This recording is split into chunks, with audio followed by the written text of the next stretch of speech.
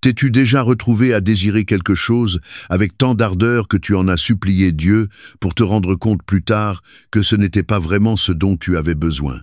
T'est-il déjà arrivé de te comparer aux autres, de contempler leur bénédiction, en te demandant pourquoi ta propre vie semblait vide au lieu de faire confiance au plan unique que Dieu a tracé pour toi?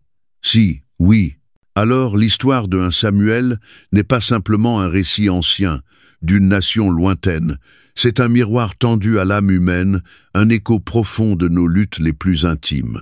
Là où les désirs, les ambitions, la loyauté et la rébellion s'entrelacent dans une tension dramatique bouleversante.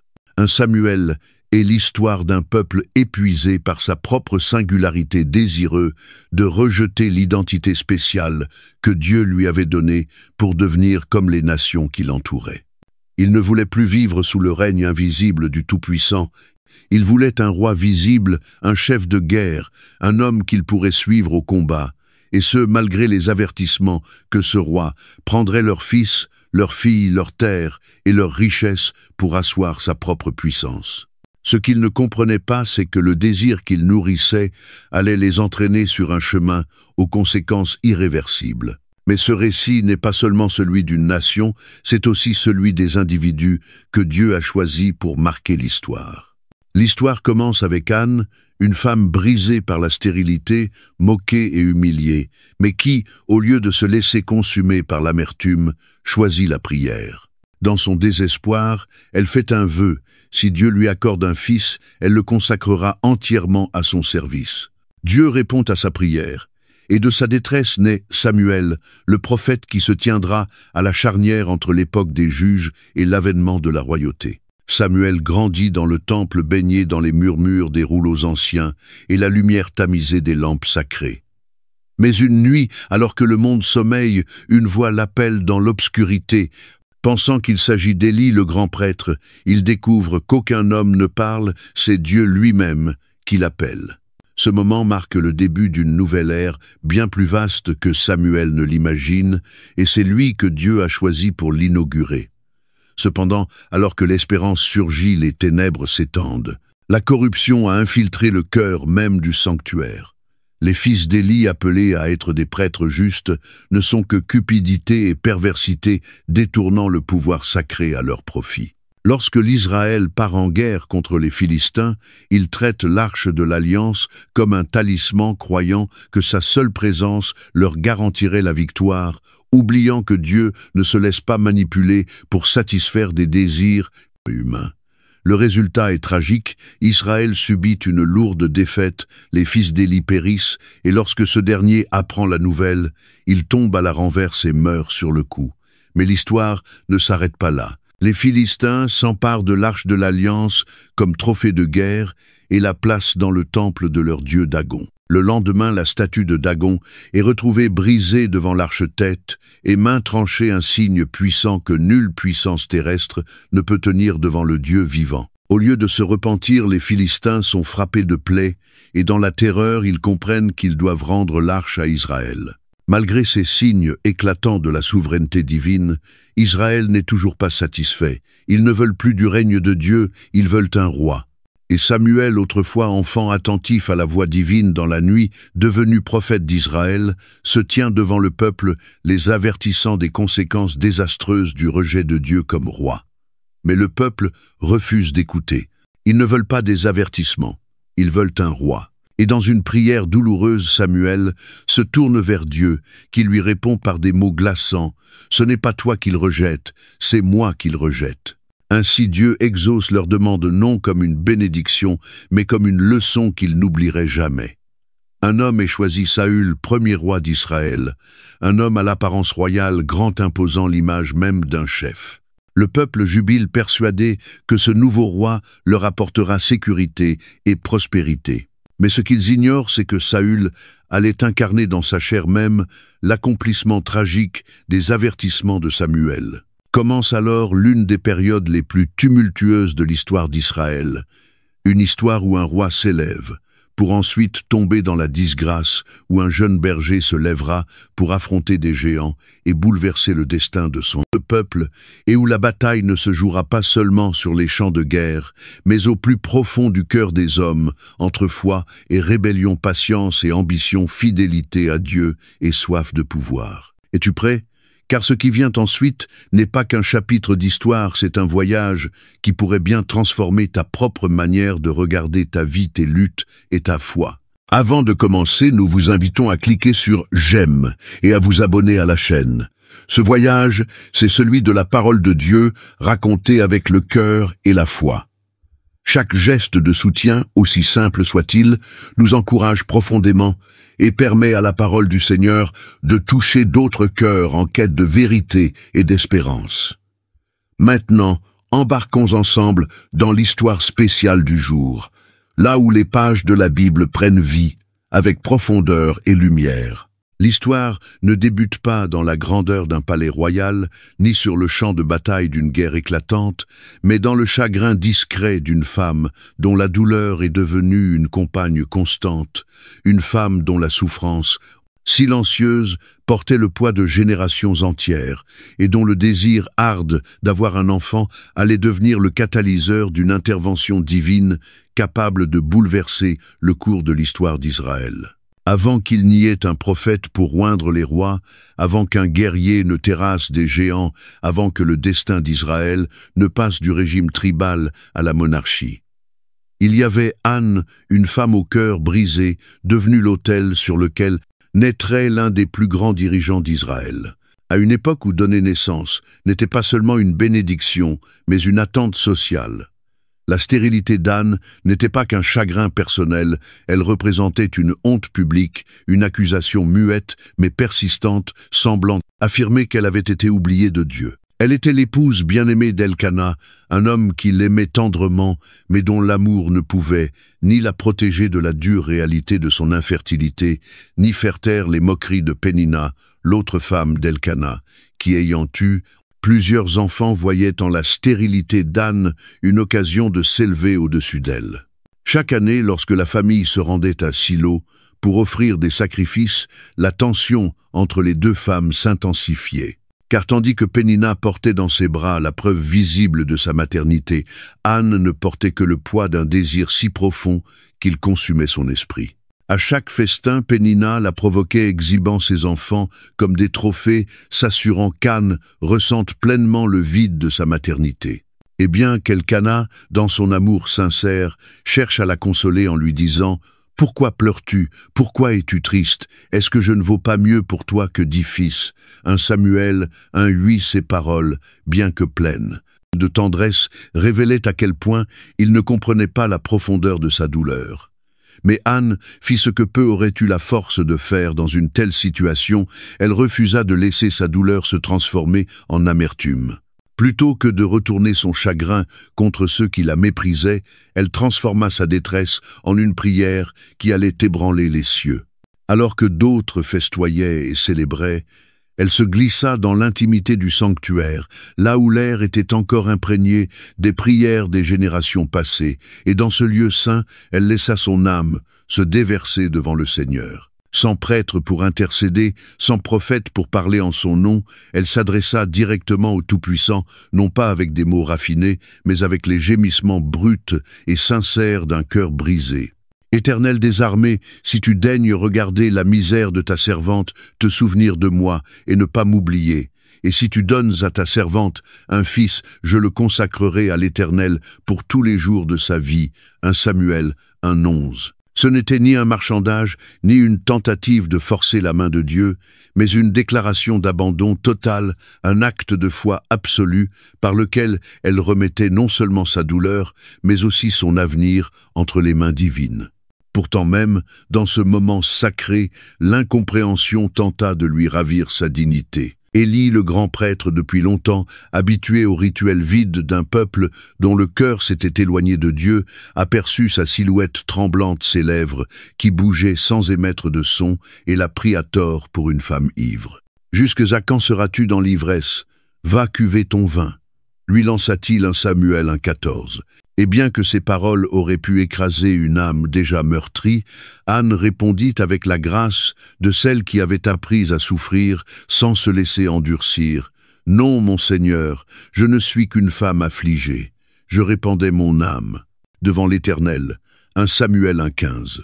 Quelque chose dans ces paroles toucha le vieux prêtre fatigué, car son ton changea et il prononça alors une bénédiction qui allait marquer un tournant dans la vie d'Anne. « Va en paix, et que le Dieu d'Israël t'accorde ce que tu lui as demandé. » 1 Samuel 1,17. Dès ce moment même, si rien n'avait encore changé, extérieurement un changement profond s'était opéré en elle. Elle se releva non plus accablée par le poids du désespoir, mais habitée d'une douce assurance. Ses bras étaient peu, être encore vides, mais son cœur était rempli de foi, et avec le temps, l'impossible devint réalité. Dans le cours de l'année, Anne devint enceinte et enfanta un fils qu'elle appela Samuel, car, dit-elle, « Je l'ai demandé à l'Éternel. » 1 Samuel 1,20. Samuel, qui signifie « Dieu a entendu », n'était pas seulement un enfant, il était le témoignage vivant de la fidélité divine. La preuve tangible que les prières des cœurs brisés ne restent jamais sans réponse et que même dans les silences de Dieu, celui-ci agit en coulisses pour préparer des miracles qui dépassent tout entendement. Mais ce qui rend la foi d'Anne véritablement remarquable, c'est ce qu'elle fit après avoir reçu ce qu'elle avait si longtemps espéré. Contrairement à tant d'autres qui s'attacheraient férocement à leur bénédiction de peur de la perdre, Anne demeura fidèle à sa promesse. Elle montra que sa foi ne résidait pas dans le don, mais dans le donateur. Une fois Samuel sevré, elle fit le voyage de retour à Silo, non pas avec regret ou tristesse, mais avec un cœur débordant de gratitude, car elle savait que ce qui lui avait été donné n'avait jamais réellement été à elle. Devant le même prêtre qui l'avait jadis jugé à tort, elle déclara « C'est pour cet enfant que je priais, et l'Éternel m'a accordé ce que je lui demandais. Aussi je le prête à l'Éternel, il sera toute sa vie donné à l'Éternel. » 1 Samuel 1,27-28. Et alors, au lieu de pleurer, elle fit quelque chose d'extraordinaire, elle adora. Là où n'importe quelle mère aurait sangloté à l'idée de se séparer de son enfant, Anne éleva la voix dans un chant de victoire, un hymne qui allait résonner à travers les siècles proclamant non seulement la fidélité de Dieu, mais sa souveraineté sur toute chose. Mon cœur se réjouit en l'Éternel, ma force a été relevée par l'Éternel. L'Éternel fait mourir et il fait vivre, il fait descendre au séjour des morts et il en fait remonter. L'Éternel appauvrit et il enrichit, il abaisse et il élève. 1 Samuel 2,1-7. Son chant dépassait l'action de grâce personnelle, il était prophétique annonçant les paroles de Marie, mère de Jésus, qui des siècles plus tard proclamerait aussi la grandeur de Dieu pour avoir choisi l'humble pour accomplir la rédemption des nations. Du cri silencieux d'une femme stérile à l'appel murmuré d'un enfant dans la nuit, l'histoire de Samuel débute dans l'abandon et se scelle dans un dessein divin. Il ne fut pas simplement un fils pour Anne, il devint le prophète qui oindrait des rois, le dernier juge d'Israël et la voix de Dieu en une époque de transformation nationale. Pourtant, son histoire ne parle pas que de leadership ou de prophétie, elle proclame une vérité éternelle. Dieu voit, Dieu entend, et Dieu agit en faveur de ceux qui mettent leur confiance en lui-même lorsque tout autour semble indiquer le contraire. Ainsi, le parcours d'Anne nous rappelle que les délais de Dieu ne sont jamais des refus, que la foi ne se révèle pas dans les temps d'abondance, mais dans les saisons d'abandon, et que les prières offertes depuis les lieux les plus douloureux sont souvent celles qui déclenchent les plus grands mouvements divins. Combien de fois, comme Anne, nous trouvons-nous dans l'attente à douter que Dieu entende nos pleurs? Combien de fois avons-nous du mal à lâcher prise sur ce que nous désirons le plus par crainte que l'abandon nous laisse vides? Mais l'histoire d'Anne est là pour nous attester que lorsque nous lui faisons pleinement confiance, nous ne perdons rien, nous recevons bien plus que ce que nous aurions osé espérer. Peut être qu'aujourd'hui ta prière semble sans réponse, ton attente interminable et ta foi vacillante. Mais prends courage, Dieu écoute toujours, et lorsqu'il répond, ce sera d'une manière infiniment plus grande que tout ce que tu aurais pu imaginer. La nuit était silencieuse, lourde des récits non racontés, tandis que les flammes vacillantes des lampes à huile projetaient de longues ombres contre les murs de pierre de la demeure sacrée où reposait l'arche de l'Alliance. Israël, autrefois guidé par la main puissante de Dieu, s'était enfoncé dans une torpeur spirituelle, s'éloignant peu à peu des lois qui faisaient sa distinction. Les prêtres gardiens de la sainteté s'étaient corrompus, traitant les offrandes sacrées avec mépris et tirant profit de leurs fonctions pour satisfaire leurs intérêts personnels. Le pays était plongé dans l'obscurité non seulement par l'absence de lumière, mais par l'absence de la voix de Dieu. Car en ces jours-là, la parole de l'Éternel était rare, les visions n'étaient pas fréquentes. 1 Samuel 3:1. Pourtant même au cœur de cette déchéance spirituelle, Dieu s'apprêtait à parler, non pas à travers un roi puissant ou un prophète chevronné, mais par l'obéissance discrète d'un enfant consacré à son service avant même de savoir marcher. Samuel, le fils d'Anne, l'enfant de la promesse divine, avait grandi dans le temple depuis l'enfance, un garçon élevé à l'ombre de l'arche, dont la vie était intimement liée à l'alliance d'Israël avec Dieu. Contrairement à ceux qui l'entouraient et qui étaient devenus insensibles aux choses de l'Éternel, le cœur de Samuel demeurait pur intact face à la corruption qui avait infecté le sacerdoce. Il accomplissait avec simplicité les tâches du sanctuaire, entretenir les lampes, balayer le sol, écouter les prières murmurées de ceux qui malgré tout espéraient encore. Mais Samuel n'avait jamais entendu la voix de Dieu, car bien qu'il vive au milieu du sacré, il n'avait pas encore rencontré celui qui en était la source.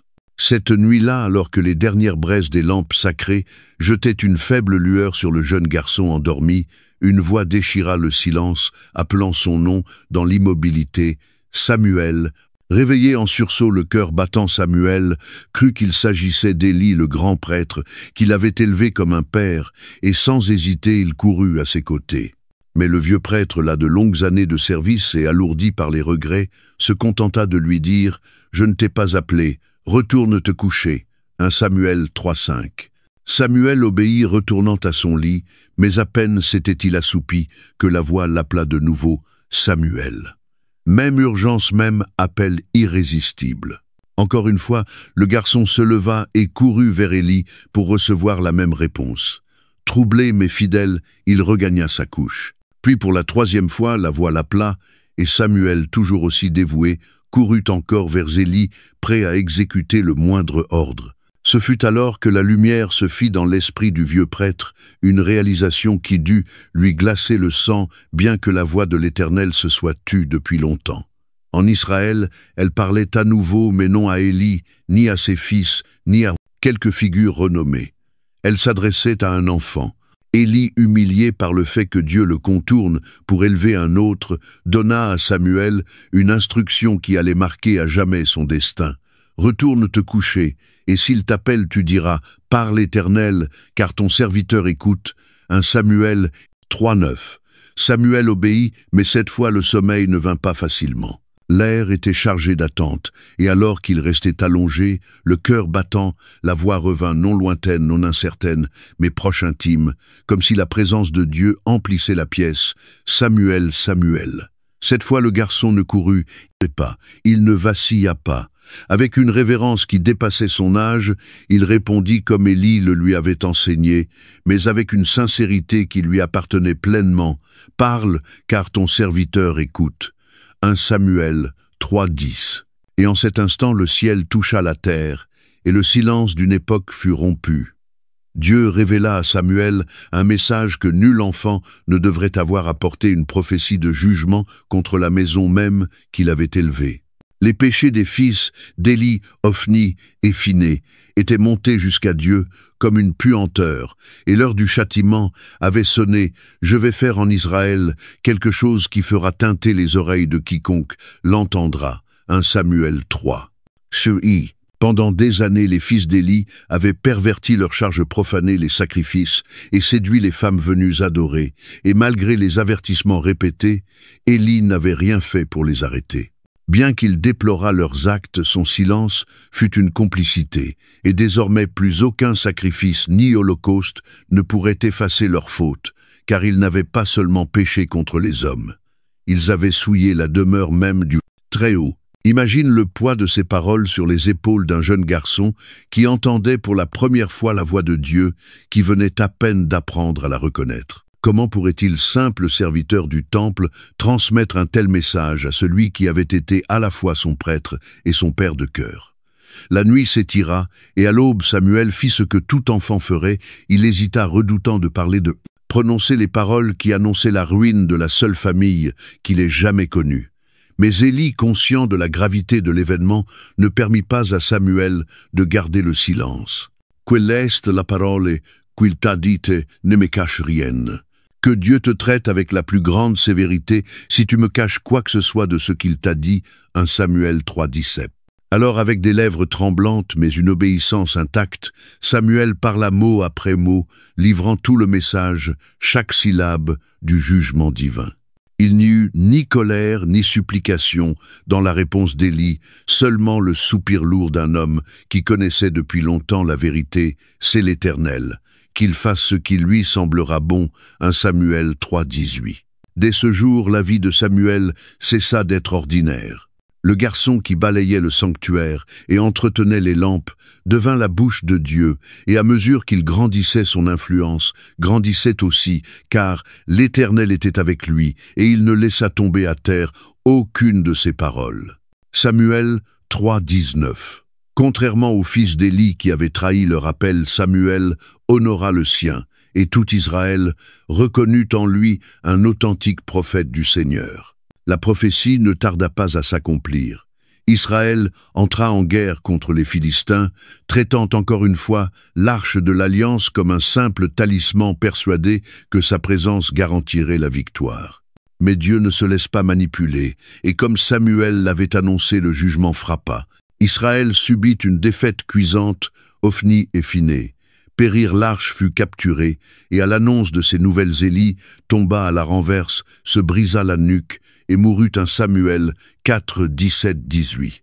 Dans son dernier souffle, la veuve de Phiné mit au monde un fils qu'elle nomma Ichabod, signifiant « la gloire est partie d'Israël ». Car en effet, la présence de Dieu s'était retirée, laissant le peuple face aux conséquences de sa rébellion. Et pourtant, même au cœur de cette dévastation, l'espérance n'était pas éteinte, car si une ère s'achevait dans le jugement, une autre commençait avec Samuel, le prophète qui guiderait Israël vers la rédemption, le pont entre les ruines du passé et le dessein divin à venir. Alors une question demeure, lorsque Dieu appelle, reconnaîtras-tu sa voix, ou attendras-tu, comme la maison d'Élie, jusqu'à ce que le jugement tombe? L'histoire de Samuel ne parle pas seulement d'un jeune garçon qui entend Dieu, elle parle de ce qui arrive quand une génération perd le respect du Seigneur et de ce qu'il faut pour que le réveil recommence. Car pour ceux qui écoutent l'appel de Dieu change tout mais seuls, ceux qui répondent entreront pleinement dans sa volonté. Le destin d'Israël vacillait au bord de la catastrophe. Le peuple jadis mis à part par Dieu s'était rendu aveugle à la sainteté de sa présence, traitant le divin non plus comme une réalité vivante et redoutable, mais comme un simple instrument de guerre à manipuler selon sa convenance. La décadence spirituelle d'Israël avait atteint son sommet, et tandis que ses ennemis se rassemblaient pour le combat, ce n'est pas par manque de soldats ou de force qu'Israël se retrouvait vulnérable, mais parce qu'il avait abandonné la source véritable de sa puissance. Les Philistins, ennemis séculaires d'Israël, s'étaient avancés contre eux à Ébène, Ézer, et la bataille fut un désastre. Des milliers de soldats israélites tombèrent sous les coups de leurs adversaires, et dans la panique, une pensée désespérée s'empara des anciens. Faisons venir de Silo l'arche de l'alliance de l'Éternel, afin qu'elle vienne au milieu de nous, et qu'elle nous délivre de la main de nos ennemis. 1 Samuel 4:3. Il n'y eut ni prière, ni repentance, ni recherche de la volonté de Dieu, seulement l'arrogante conviction que la présence de l'arche suffisait à leur assurer la victoire. Ils se souvenaient des jours où l'arche avait précédé leurs ancêtres dans le désert, quand les eaux du Jourdain s'étaient ouvertes devant elles, lorsque les murs de Jéricho étaient tombés en sa présence, mais ils avaient oublié que ces victoires n'étaient pas dues à l'arche elle-même, mais à leur obéissance au Dieu qui y siégeait. Ainsi, Ophni et Phiné, les fils corrompus d'Élie, sortirent l'arche du tabernacle de Silo et l'amenèrent dans le camp d'Israël. À son arrivée, une clameur immense s'éleva des rangs israélites, faisant trembler la terre elle-même, tant le peuple était persuadé que le salut était à portée de main. Mais leur cri de triomphe était prématuré, car tandis que le peuple exultait, Dieu s'était déjà retiré. Les Philistins, entendant le vacarme, furent saisis de crainte. Un Dieu est venu dans leur camp, malheur à nous, qui nous délivrera de ces dieux puissants. Ce sont eux qui ont frappé les Égyptiens de toutes sortes de plaies dans le désert. 1 Samuel 4, 7, 8. Pourtant, au lieu de se soumettre dans la crainte, ils se préparèrent à combattre avec encore plus de détermination. Et la bataille suivante fut un carnage. Israël subit une défaite écrasante. 30 000 hommes périrent, l'arche de l'Alliance fut capturée et la maison d'Élie s'effondra en un seul jour. Un messager épuisé par le carnage courut jusqu'à Silo, les vêtements déchirés, la poussière sur la tête, signe du deuil et de l'effroi. Lorsqu'il atteignit la ville, ses paroles semèrent la panique. Israël a fui devant les Philistins. Il y a eu un grand carnage. Tes 2 fils, Ophni et Phiné, sont morts, et l'arche de Dieu a été prise. 1 Samuel 4, 17. Élie, vieux et presque aveugle, attendait des nouvelles dans l'angoisse. Mais ce ne fut pas la mort de ses fils qui l'abattit, ce fut la perte de l'arche. À l'annonce de sa capture, il tomba à la renverse, se brisa la nuque et mourut. 1 Samuel 4, 18, ultime jugement sur un prêtre qui avait honoré ses fils plus que Dieu. Pourtant, la tragédie ne s'arrêta pas là. La femme enceinte de Phiné, apprenant la mort de son mari et la prise de l'arche, entra en travail prématuré. Dans la douleur de son dernier souffle, elle donna naissance à un fils qu'elle nomma Ichabod, signifiant « la gloire est partie d'Israël », car en vérité la présence de Dieu s'était éloignée et il ne restait qu'un peuple ayant oublié son alliance. Mais les Philistins, dans l'euphorie de leur victoire, allaient bientôt comprendre que l'arche de l'Alliance n'était pas un trophée de guerre, ni que le Dieu d'Israël pouvait être capturé. Ils transportèrent l'arche à Ashdod dans le temple de Dagon, leur dieu principal, comme pour montrer que Yahvé avait été vaincu. Pourtant, dans le silence de la nuit, des mains invisibles agissaient. Au matin, les prêtres trouvèrent Dagon, étendu face contre terre devant l'arche prosternée, comme en adoration. Pris de peur, ils relevèrent leur idole, pensant que des mains humaines pouvaient restaurer ce que la puissance divine avait renversé. Mais le lendemain, l'humiliation fut plus grande encore. Dagon gisait de nouveau, cette fois brisé la tête et les mains séparées de son corps. 1 Samuel 5, 4. Le message était clair, aucun dieu de bois ou de pierre ne peut résister à la majesté du Dieu vivant. La panique s'empara d'Ashdod, et une plaie frappa la population. Des tumeurs douloureuses les affligèrent, jetant la ville dans le chaos. Effrayés, les chefs d'Ashdod envoyèrent l'arche à Gath. Mais, à peine arrivée, la même plaie frappa ses habitants. De là, elle fut transférée à Écron, où les cris d'horreur précédèrent même son entrée. Ils ont amené chez nous l'arche du Dieu d'Israël pour nous faire mourir. 1 Samuel 5, 10-12. 7 mois durant les Philistins, souffrirent leurs corps, furent brisés, leurs villes ravagées, leurs idoles humiliées. Incapables de supporter plus longtemps la présence du Dieu qu'ils ne connaissaient pas, ils convoquèrent leurs prêtres et devint « Que ferons-nous de l'arche de l'Éternel » 1 Samuel 6, 2. La réponse fut sans appel, ils devaient la rendre, mais accompagnée d'une offrande pour expier leurs fautes. Ils façonnèrent 5 tumeurs d'or et 5 rats d'or, image des plaies infligées, et les placèrent dans un coffret aux côtés de l'arche. Pour s'assurer que leur souffrance était bien l'œuvre du Dieu d'Israël, ils mirent l'arche sur une charrette tirée par 2 vaches fraîchement mises bas, séparées de leurs veaux, un test naturel, car toute mère aurait instinctivement rebroussé chemin. Mais sous les yeux stupéfaits de tous les vaches, marchèrent droit vers Beth-Shemesh, meuglant sur le chemin, guidés par une main invisible. 1 Samuel 6, 12. Les Israélites, voyant revenir l'arche, se réjouirent, offrant des sacrifices de reconnaissance. Mais bientôt, leur joie fut entachée par l'irrévérence. Certains, poussés par la curiosité ou la présomption, regardèrent à l'intérieur de l'arche, profanant le sacré, et 70 hommes tombèrent morts. 1 Samuel 6, 19. Alors cette question monta de leurs lèvres, une question qui résonnera à travers les âges: qui peut se tenir devant l'Éternel, ce Dieu saint? Ainsi l'arche fut transportée à Kiriath Jérim, où elle demeura 20 ans attendant un peuple dont le cœur serait à nouveau tourné vers Dieu. La leçon était claire: Dieu ne peut être utilisé à volonté ni confiné dans des lieux bâtis de mains humaines. Il est saint, il est souverain, et sa présence apporte soit la bénédiction, soit le jugement selon le cœur de ceux qui l'accueillent. Les Philistins l'avaient appris dans la souffrance, Israël dans la perte, mais tous furent confrontés à la même vérité éclatante: la puissance du Seigneur ne se traite pas à la légère. Ceux qui veulent se tenir en sa présence doivent le faire dans la crainte révérencieuse, car il n'est pas un Dieu que l'on contrôle, il est le Dieu qui règne éternellement. Un vent de changement commençait à souffler sur Israël, non pas par un ordre divin ou une vision prophétique, mais depuis les profondeurs du cœur d'un peuple agité, las de sa différence, aspirant à se fondre dans le monde qui l'entourait. La nation qui avait été arrachée à l'Égypte par une main puissante appelée à être sainte pour l'Éternel, se trouvait désormais à la croisée des chemins, détournant les yeux du ciel pour les poser sur les royaumes humains, espérant y trouver sécurité et stabilité. Ce peuple n'était pas gouverné par un monarque, ni soumis aux ambitions d'une dynastie, mais soutenu par la providence divine, dirigé par des juges que Dieu suscitait dans les moments de crise et guidé par des prophètes qui portaient ça. Parole.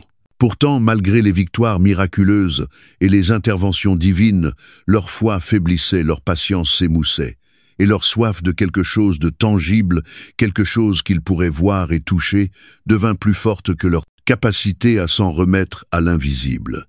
Pendant des siècles, Israël avait été une nation à part, une théocratie gouvernée par l'autorité directe de Dieu. Dans ce système unique, les dirigeants n'étaient ni choisis par la lignée, ni imposés par la force des armes, mais désignés par Dieu lui-même.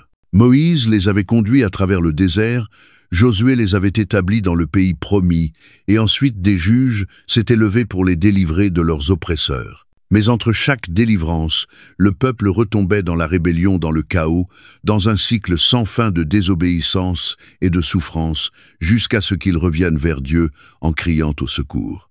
La formule tragique qui clôture le livre des juges résume leur état d'esprit: en ces jours-là, il n'y avait point de roi en Israël. Chacun faisait ce qui lui semblait bon. Juges 20 et 1:25. Ce constat n'était pas anodin. Il révélait une réalité dangereuse, l'absence de soumission véritable, l'anarchie morale, la fragmentation spirituelle. Au lieu de reconnaître leur besoin de revenir à Dieu de tout cœur, ils en conclurent que leur problème venait d'un manque d'autorité centrale. Voyant les Philistins dirigés par des chefs de guerre puissants, les Moabites organisés autour d'un roi et les Ammonites unis sous une bannière, ils commencèrent à croire que leur faiblesse ne résidait pas dans leur cœur éloigné de Dieu, mais dans leur structure politique. Ils n'avaient pas encore compris que leur vrai problème n'était pas l'absence de roi, mais l'absence de foi. À présent, à l'approche de la fin du ministère de Samuel, Israël se trouvait à un tournant crucial. Le prophète avait fidèlement servi la nation pendant des décennies, l'appelant sans relâche à la justice, les guidant avec sagesse. Sous sa direction, le peuple s'était repenti à Mitzpa, rejetant ses idoles et remportant une victoire éclatante contre les Philistins grâce à l'intervention céleste de Dieu qui tonna depuis les cieux. 1 Samuel 7, 10-11. Samuel avait été leur voix spirituelle, leur juge, leur médiateur, celui qui plaidait leur cause devant Dieu et les dirigeait sur les plans à la fois spirituels et civils. Mais les années avaient passé et Samuel avait vieilli. Son cœur était toujours ardent pour le Seigneur, mais ses forces déclinaient. Dans l'espoir de préparer l'avenir, Samuel établit ses fils Joël et Abijah comme juges à Beersheba. Mais contrairement à leur père, ils ne marchaient pas dans la justice. Ils étaient corrompus, acceptant des pots de vin, pervertissant le droit. 1 Samuel 8:3. Leur conduite trahit l'intégrité du système institué par Dieu, non parce que ce système était imparfait, mais parce que ceux qui devaient en être les garants avaient manqué à leur appel.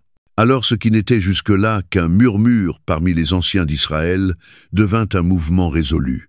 Ils virent la faiblesse physique de Samuel, la corruption de ses fils, et au lieu de se tourner vers Dieu pour chercher sa direction, ils tournèrent les yeux vers les nations païennes et parvinrent à une conclusion univoque: il nous faut roi.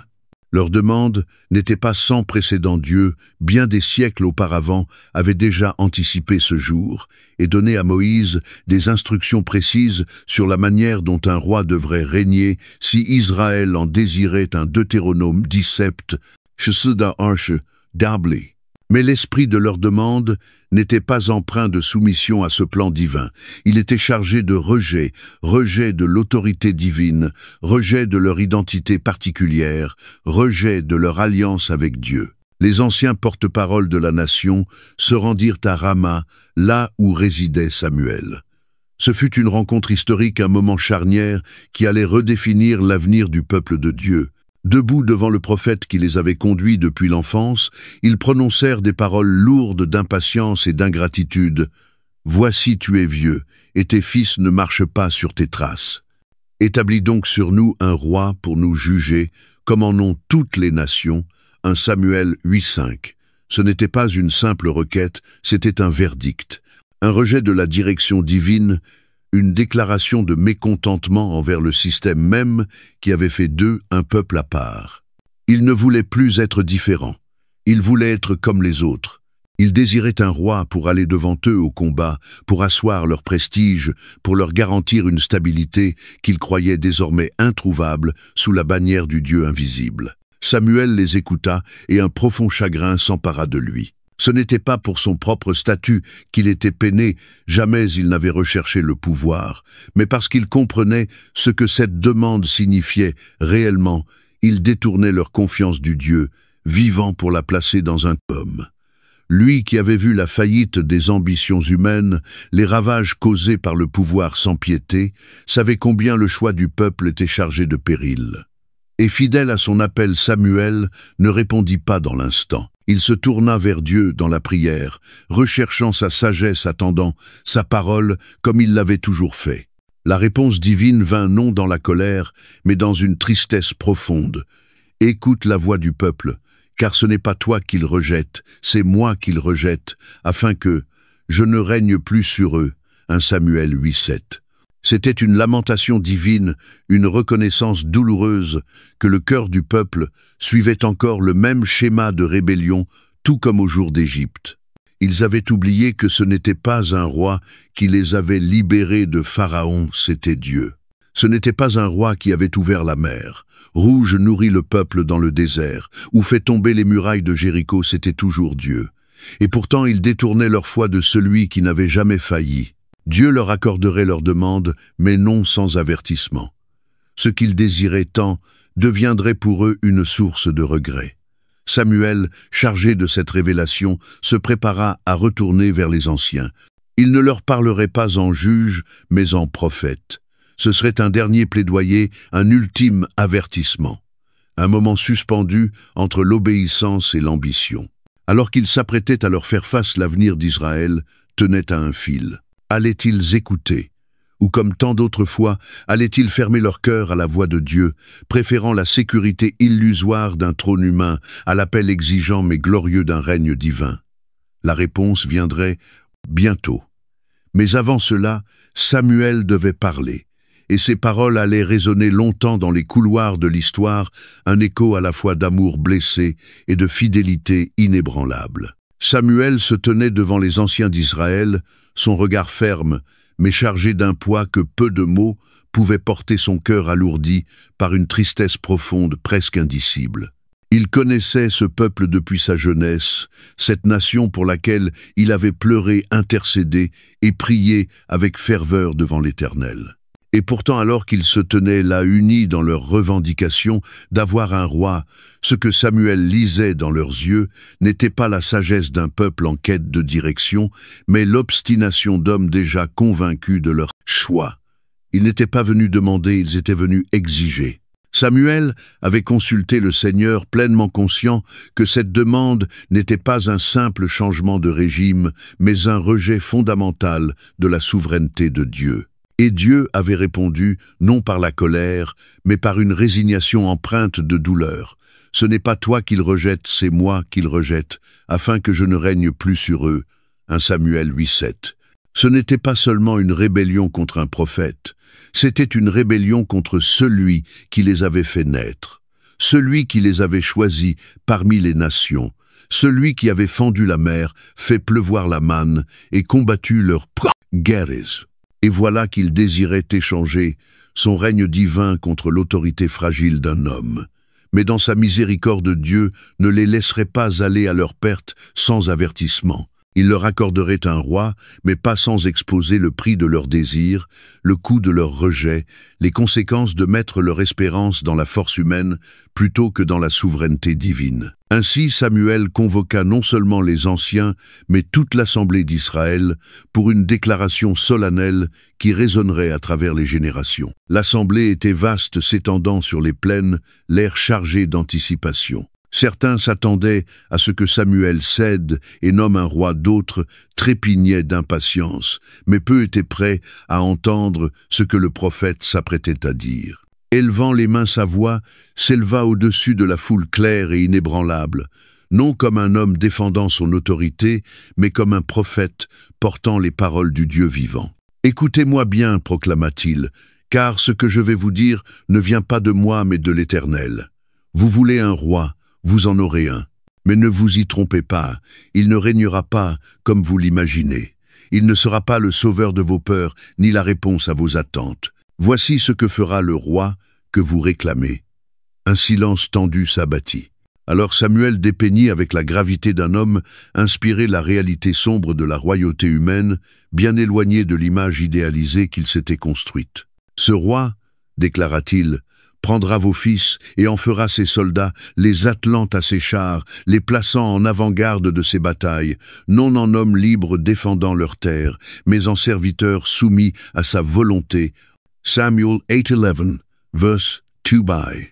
Il nommera parmi eux des chefs de milliers d'autres de cinquantaines, non pour votre protection, mais pour sa gloire. Ils laboureront ses champs, moissonneront pour lui, forgeront ses armes, non pour vos familles, mais pour son pouvoir.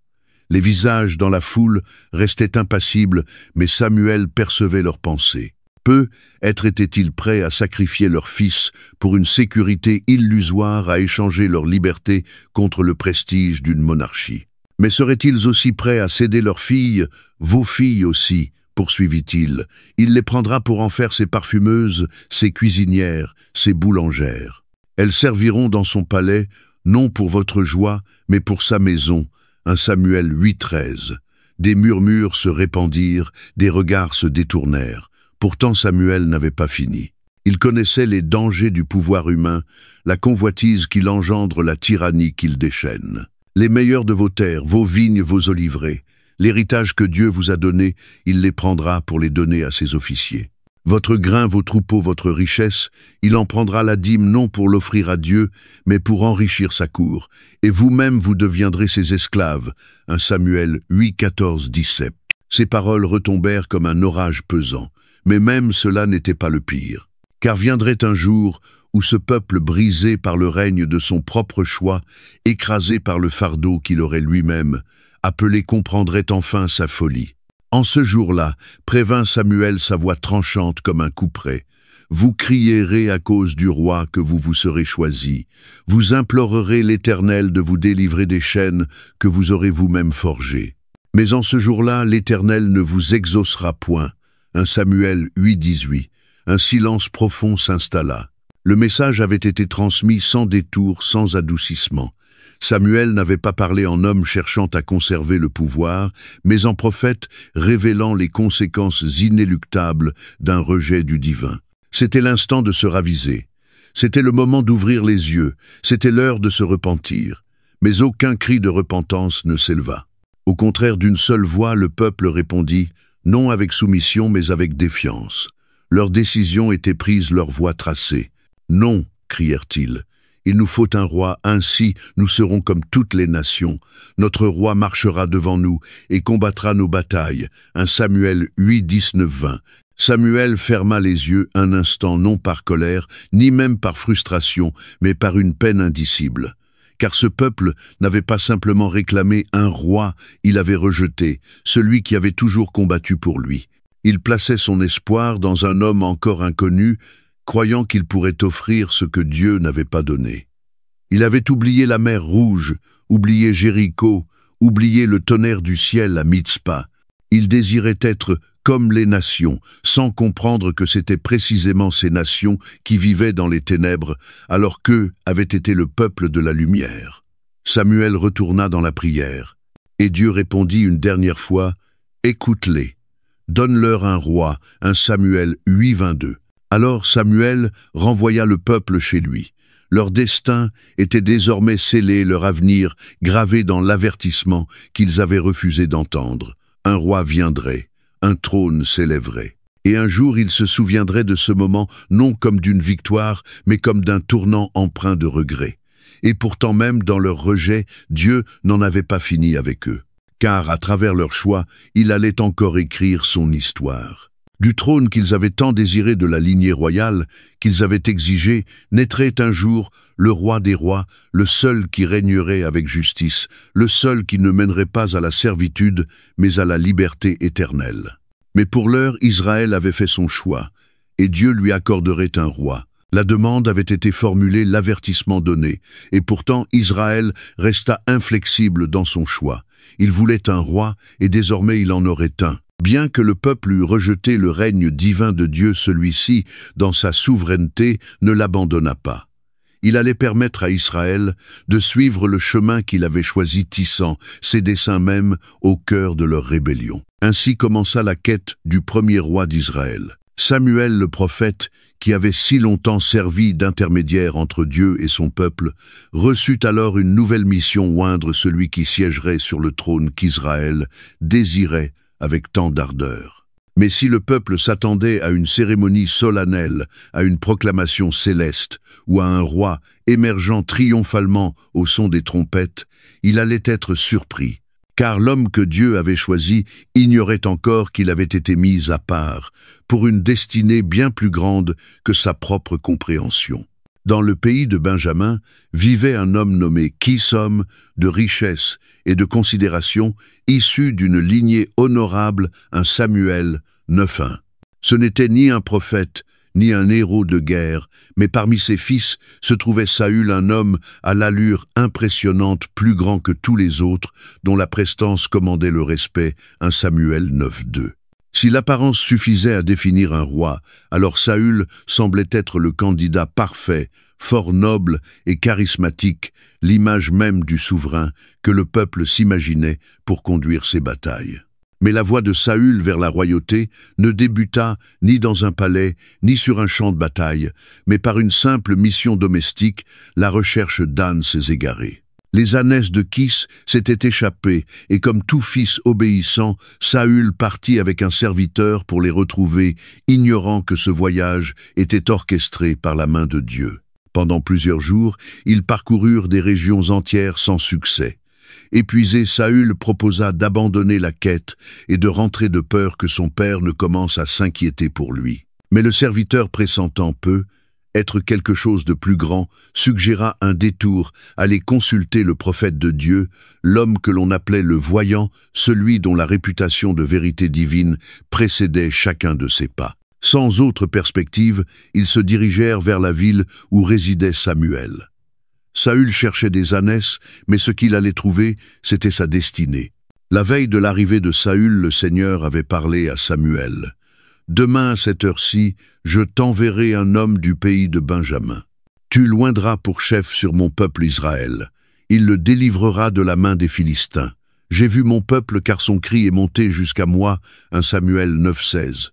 Ce n'était ni un hasard, ni une coïncidence, mais la main souveraine de Dieu qui dirigeait le cours de l'histoire. Saül, de son point de vue, n'était qu'un homme ordinaire en quête d'animaux perdus. Mais pour Dieu, il marchait vers son appel. Lorsque Samuel aperçut Saül, l'Éternel confirma sa parole. « Voici l'homme dont je t'ai parlé. C'est lui qui régnera sur mon peuple. » 1 Samuel 9:17. Mais Saül, inconscient de la portée de ce moment, se présenta comme un simple voyageur cherchant de l'aide. Il demanda simplement où il pouvait trouver le voyant. Samuel, sachant à qui il avait affaire, ne lui révéla pas tout de suite l'étendue du dessein divin. Il l'invita à partager un repas, lui assurant que les ânesses étaient déjà retrouvées un Samuel 9-20. Puis, avec des paroles énigmatiques qui durent déstabiliser, Saül il ajouta « Et pour qui est réservé tout ce qu'il y a de précieux en Israël, sinon pour toi et pour toute la maison de ton père ?» Saül fut frappé de stupeur. Il ne s'agissait pas simplement d'un problème d'animaux perdus, c'était une déclaration bouleversante. Il réagit aussitôt avec humilité, presque dans le déni. « Ne suis-je pas benjamite de la plus petite tribu d'Israël ? Et ma famille n'est-elle pas la moindre de toutes les familles de la tribu de Benjamin? Pourquoi me parles-tu ainsi ?» 1 Samuel 9-20 et 1. Réaction pleine de doute, de modestie, voire de crainte. Saül se voyait comme un homme ordinaire, sans légitimité pour une telle mission. Mais Dieu ne choisit pas comme les hommes choisissent. Ce soir-là, Samuel honora Saül devant tous les convives, lui réservant la place d'honneur et la meilleure part du repas. Le lendemain, à l'aube, Samuel prit Saül à l'écart, et dans l'intimité du moment, il le consacra par l'onction d'huile, 1 Samuel 10, un déclarant « L'Éternel ne t'a-t-il pas oint pour que tu sois chef sur son héritage ?» L'homme, qui quelques jours auparavant était parti chercher des ânesses, portait désormais le poids d'un royaume sur ses épaules. Pour confirmer cet appel, Samuel annonça une série de signes, des rencontres précises, des paroles confirmantes, mais surtout un événement surnaturel, une rencontre avec des prophètes où l'Esprit de Dieu viendrait sur lui avec puissance, ferait de lui un homme nouveau, 1 Samuel 10-6. Et tout s'accomplit. Dès que Saül quitta Samuel, Dieu transforma son cœur, 1 Samuel 10-9. Lorsqu'il rencontra les prophètes, l'Esprit de l'Éternel descendit sur lui avec force, et il prophétisa parmi eux, 1 Samuel 10-10. Les témoins furent stupéfaits. Saül aussi parmi les prophètes, s'écrièrent-ils. Mais malgré cette transformation, une hésitation subsistait. Lorsque vint le temps de la présentation publique, Samuel réunit les tribus d'Israël, et le sort tomba sur Benjamin, puis sur la famille de Matri, puis sur Saül. Mais au moment décisif, il était introuvable. Il s'était caché parmi les bagages, signe clair d'un cœur encore troublé, d'un homme encore tiraillé entre l'appel reçu et sa propre perception de soi. Il avait été oint, il avait vu les signes, l'esprit l'avait touché, mais il luttait encore à accepter ce que Dieu voyait en lui. Ce fut seulement lorsqu'on le retrouva et le fit sortir qu'il se tint devant le peuple plus grand que tous, l'image parfaite du roi attendu. « Voyez l'homme que l'Éternel a choisi, il n'y en a point comme lui parmi tout le peuple, » déclara Samuel, 1 Samuel 10-24. Et le peuple acclama « Vive le roi !» Saül s'était levé premier à monter sur le trône d'Israël. Mais une couronne ne fait pas un roi, et une stature ne fonde pas la véritable autorité. Il avait été choisi, l'Esprit l'avait saisi, le peuple l'avait acclamé, mais l'épreuve véritable restait à venir. Car si son ascension portait la marque de l'appel divin, son règne lui serait défini par ses choix. Et les tempêtes à venir révéleraient non seulement la force de son bras, mais surtout la profondeur ou la fragilité de son cœur. Le roi avait été établi, mais demeurerait-il fidèle? Cette question allait avec le temps ébranler les fondements même de l'histoire d'Israël. Les acclamations « Vive le roi !» résonnait encore à travers l'assemblée, une clameur mêlant triomphe et espérance, alors qu'Israël accueillait son tout premier monarque. Le peuple avait obtenu ce qu'il désirait, un homme grand de stature, un chef de guerre, qu'il croyait capable de les conduire au combat et d'établir leur puissance parmi les nations. Pourtant, sous cette scène d'allégresse, un silence pesant se dessinait, car si Saül avait été choisi par Dieu, son cœur lui restait à éprouver, et le trône, sur lequel il venait de s'asseoir, allait exiger bien plus qu'une présence physique, l'approbation du peuple. Il avait reçu l'autorité, mais la manière dont il allait l'exercer restait incertaine. Et les jours à venir dévoileraient à travers des victoires éclatantes, non seulement les forces qui cimenteraient son règne, mais aussi les choix funestes qui en annonceraient la ruine. Samuel le prophète qu'il avait oint demeurait la voix divine du royaume.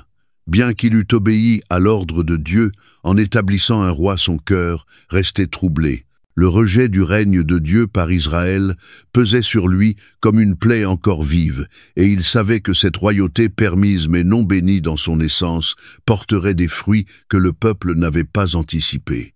Pour l'heure, pourtant, Saül devait faire ses preuves, et malgré son hésitation initiale, une crise imminente allait le forcer à se lever et révéler s'il possédait le courage et la capacité de diriger une nation en péril. La mena ne tarda pas. Les ennemis d'Israël, Philistins, Ammonites et autres peuples hostiles voyaient dans cette transition vers la monarchie un moment de vulnérabilité. Et c'est le roi Nahash des Ammonites qui frappa le premier assiégeant la ville de Jabès en Galaad. Acculés et sans espoir face à un adversaire impitoyable, les habitants de Jabès demandèrent des conditions de reddition. Nahash leur en proposa une seule, qu'ils puissent crever l'œil droit de chaque homme, un acte de cruauté et d'humiliation destiné à briser leur volonté et à avertir le reste d'Israël de sa faiblesse. 1 Samuel 11:2. Devant l'horreur, les anciens de Jabès demandèrent un délai envoyant des messagers dans tout Israël, dans l'espoir qu'un secours viendrait. C'était là le premier vrai test pour le jeune roi. Allait-il se lever en chef de guerre? Ou leur confiance dans un roi humain s'effondrerait-elle avant même d'avoir commencé? La nouvelle parvint à Gibéa, où résidait Saül. Lorsque les messagers racontèrent la cruauté de Nahash, tout le peuple éclata en larmes. 1 Samuel 11:4. Mais alors quelque chose se passa. L'Esprit de l'Éternel saisit puissamment Saül.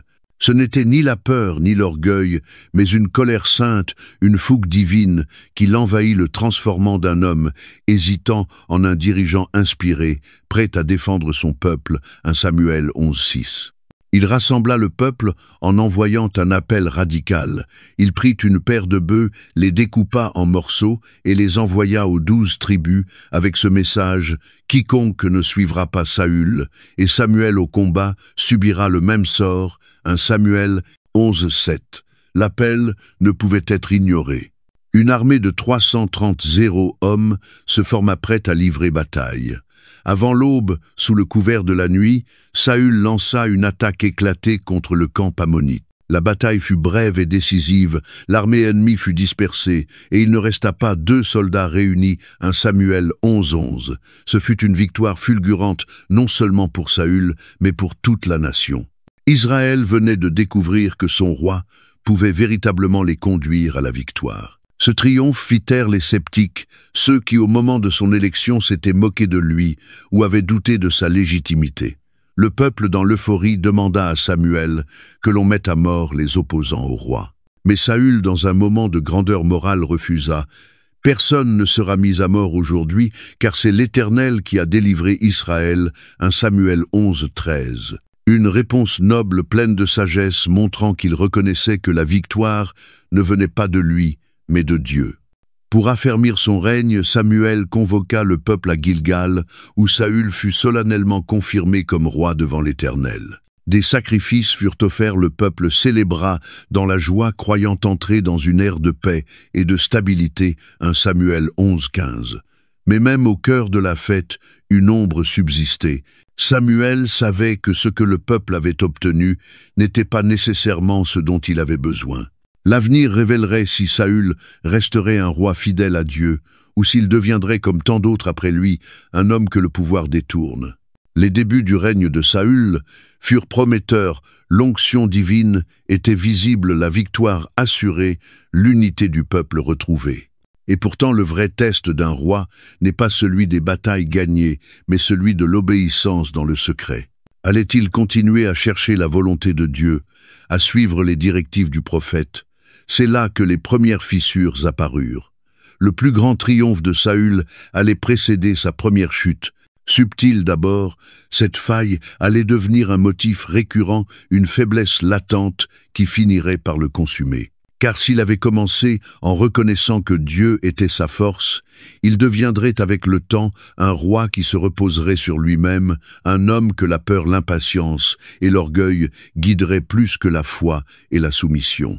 Celui qui s'était caché parmi les bagages au jour de son élection se tenait désormais debout auréolé de gloire. Mais plus la couronne pesait sur sa tête, plus une question devenait pressante. Saül resterait-il humble devant Dieu, ou se laisserait-il dominer par le trône lui-même? Israël avait son roi. Mais le sort de la nation ne reposerait pas sur sa force, ni sur ses victoires, mais sur sa capacité à écouter la voix de l'Éternel ou à l'ignorer. Le chemin devant eux était incertain, mais une chose était déjà claire, les plus grandes batailles de Saül ne se joueraient pas sur les champs de guerre, mais au plus profond de son âme. Le règne de Saül avait commencé sous les meilleurs auspices, un choix divin des victoires éclatantes et l'adhésion fervente d'un peuple qui aspirait depuis si longtemps à un roi. Il avait goûté à la douceur du triomphe, vu la faveur de Dieu reposer sur lui et gagné l'admiration d'Israël par sa bravoure et sa stratégie militaire. Mais lorsque le pouvoir n'est pas tempéré par l'humilité, il devient un poids écrasant, et pour Saül, le trône qu'il avait reçu avec l'onction du Seigneur allait bientôt se transformer en théâtre de sa déchéance. Ce ne furent pas des fautes flagrantes qui précipitèrent sa chute, mais une série de choix petits, au départ qui, nourris par la peur, l'impatience et l'orgueil, allaient révéler la véritable nature de son cœur et l'éloigner du Dieu qu'il avait élevé. Les premiers signes de trouble apparurent lorsque Saül, désormais bien établi comme roi, dut affronter à nouveau les Philistins, un ennemi familier, mais dans un contexte bien différent.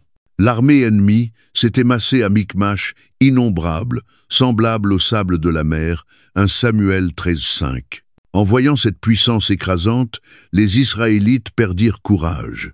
La panique se répandit dans le camp, et Saül, témoin de la désertion croissante de ses troupes, se retrouva impuissant face à l'effondrement imminent de sa force militaire, 1 Samuel 13:6-7. Samuel le prophète lui avait pourtant donné une consigne claire: attendre 7 jours avant d'agir, le temps qu'il vienne offrir l'Holocauste et invoquer Dieu. C'était là l'épreuve, non celle du combat physique, mais celle de la foi. Mais au fil des jours, l'absence de Samuel fit grandir l'angoisse de Saül. Craignant la dispersion de son armée et la défaite, il céda à la pression et prit lui-même l'initiative de sacrifier, usurpant une fonction qui ne lui appartenait pas, 1 Samuel 13:9. Ce geste, bien qu'apparemment compréhensible humainement, fut une grave désobéissance aux yeux de Dieu. C'était un acte de défiance, un choix dicté non par la foi, mais par la peur. Et aussitôt l'offrande terminée, Samuel arriva. La confrontation fut sans appel. Le prophète, d'une voix ferme et prophétique, déclara: « Tu as agi en insensé. Tu n'as pas observé le commandement que l'Éternel ton Dieu t'avait prescrit. L'Éternel aurait affermi pour toujours ton règne sur Israël, mais maintenant ton règne ne durera pas. L'Éternel s'est choisi un homme selon son cœur. » 1 Samuel 13:14. Ces mots auraient dû bouleverser Saül, l'amener à la repentance véritable. Mais au lieu de se soumettre, il persista. Le trône lui importait plus que la présence de Dieu. Dès lors, son règne continua, mais la faveur divine commença à se retirer, et la distance entre le roi et le roi des cieux allait s'élargir à chaque pas. Le coup décisif vint plus tard, lorsqu'un nouvel ordre divin fut donné: exterminer totalement les Amalécites, ennemis historiques du peuple de Dieu, et dévouer à l'interdit tout ce qui leur appartenait, hommes, femmes, enfants, bétail, 1 Samuel 15:3. Ce n'était pas une vengeance personnelle, mais un jugement de justice divine. L'obéissance devait être totale, sans compromis. Saül mena l'offensive, remporta la victoire, mais épargna Agag, le roi amalécite, et conserva le meilleur du bétail. Sous prétexte de l'offrir en sacrifice à Dieu, il justifia ce qui était en réalité une désobéissance flagrante, 1 Samuel 15:9. Pensait-il agir avec sagesse, montrer sa clémence ou satisfaire les attentes du peuple. Mais aux yeux de Dieu, l'obéissance partielle est toujours une désobéissance complète. Lorsque Samuel le confronta, Saül tenta de se justifier, camouflant son péché sous des intentions pieuses. Mais Samuel, inspiré, perça l'illusion. L'Éternel trouve-t-il du plaisir dans les holocaustes et les sacrifices, comme dans l'obéissance à la voix de l'Éternel? Voici, l'obéissance vaut mieux que les sacrifices et l'observation de sa parole vaut mieux que la graisse des béliers. Parce que tu as rejeté la parole de l'Éternel, il te rejette aussi comme roi. 1 Samuel 15, 22, 23. Saül reconnut enfin sa faute, mais son repentir sonnait creux. Ce n'était pas le chagrin d'un cœur brisé, mais la panique d'un roi qui voyait le pouvoir lui échapper. 1 Samuel 15, 24, 25. Lorsqu'il tenta de retenir Samuel, il déchira son manteau, et le prophète transforma ce geste en un symbole prophétique. L'Éternel a déchiré aujourd'hui de dessus toi la royauté d'Israël et l'a donnée à un autre qui est meilleur que toi. 1 Samuel 15, 28. Dès lors, bien que Saül reste assis sur le trône, il ne régnait plus vraiment. L'esprit de l'Éternel s'était retiré de lui, remplacé par un esprit mauvais qui le plongea dans l'angoisse, la jalousie et la paranoïa. 1 Samuel 6, 14. Et son plus grand ennemi ne fut plus les Philistins, mais un simple berger de Bethléem, David, que Dieu avait choisi pour prendre sa place. La chute de Saül ne fut pas soudaine, mais lente, douloureuse, inexorable. L'homme qui avait été acclamé se perdit dans ses propres contradictions. Obsédé par la peur de perdre le pouvoir, il poursuivit David avec haine, soupçonna ceux qui l'entouraient et s'isola dans la spirale de sa folie. Son cœur était devenu son champ de bataille. Au fil des années, son règne sombra. Dans l'ombre, il n'y avait plus de vision, plus de direction, plus de présence divine. Il restait roi de nom, mais il n'était plus serviteur du roi des rois. Le trône, autrefois symbole de faveur, devint pour lui un piège et sa mission initiale, un souvenir tragique d'un appel délaissé. L'ascension de Saül avait été pleine de promesses, mais sa chute demeure l'un des avertissements les plus puissants de l'Écriture. Elle nous rappelle que le pouvoir sans obéissance mène à la ruine, que les sacrifices les plus coûteux ne remplacent jamais un cœur soumis, et qu'un homme peut être oint par Dieu et pourtant perdre tout s'il cesse de marcher dans la fidélité. L'histoire de Saül n'était pas encore terminée, mais son destin lui était scellé. Le roi choisi était devenu le roi rejeté, et ses derniers jours porteraient le poids de ce rejet jusqu'à la fin. La chute de Saül avait déjà commencé, même s'il siégeait encore sur le trône, agrippé à un pouvoir que plus rien ne pouvait justifier. Le royaume lui avait été arraché, non par la main d'un ennemi, ni par une révolte populaire, mais par sa propre désobéissance à la volonté de Dieu. Et bien que le peuple d'Israël ne le sache pas encore, l'Éternel avait déjà porté son regard sur un autre, un homme selon son cœur, non seulement destiné à porter la couronne, mais à l'assumer avec une âme soumise à l'autorité divine. Si Saül avait été le roi voulu par le peuple, le prochain serait celui que Dieu avait lui-même choisi. Samuel le prophète, qui avait autrefois oint Saül et qui pleurait maintenant sa déchéance, était encore plongé dans le deuil. Il souffrait de voir Israël privé d'un roi selon Dieu, affligé par la décadence de celui qui l'avait établi. Mais le plan de Dieu n'est jamais retardé par l'échec des hommes. Sa voix s'adressa à Samuel, portant une parole qui allait bouleverser l'histoire d'Israël. « Jusqu'à quand pleureras-tu sur Saül, que j'ai rejeté comme roi sur Israël? Remplis ta corne d'huile et va. Je t'enverrai chez Isaïe le Bethléemite, car j'ai vu parmi ses fils celui que je veux pour roi. » 1 Samuel 6:1. Ce fut pour Samuel à la fois un soulagement et une mission périlleuse, car il savait que Saül, dans sa paranoïa grandissante, ne supporterait pas l'idée d'un rival.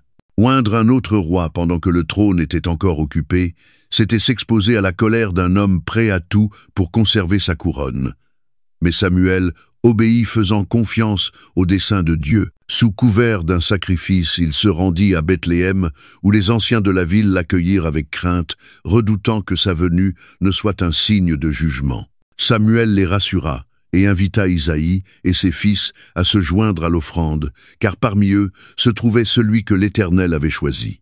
Devant les fils d'Isaïe, Samuel les observa d'abord avec des yeux humains, cherchant ce qui, aux yeux du monde, faisait un roi. En voyant Éliab l'aîné grand et fort, il pensa « Certainement loin de l'Éternel est ici devant lui » 1 Samuel 6:6.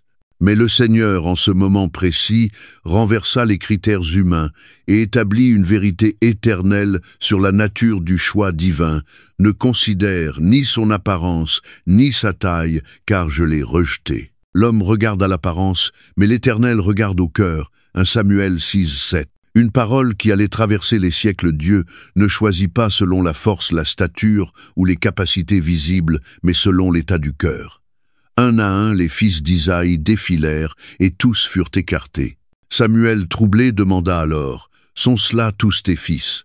1 Samuel 6:11, Isaïe, presque gêné, répondit qu'il restait encore le plus jeune, celui qui n'avait même pas été jugé, digne d'être convoqué le berger des champs. « Il reste encore le plus jeune, dit-il, mais il fait paître les brebis. » Une réponse révélatrice. David n'était pas vu comme un chef ni même comme un candidat.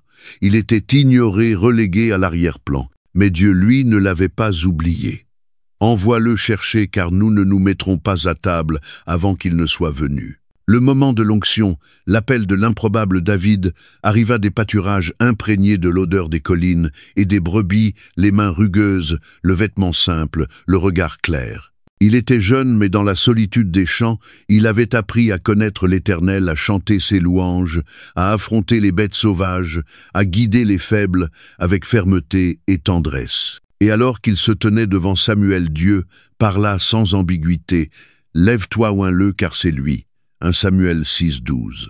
Là, au milieu de ses frères, dans un moment d'une simplicité saisissante, mais d'un poids éternel, Samuel versa l'huile sur sa tête, et l'Esprit de l'Éternel saisit David avec puissance. 1 Samuel 6:13.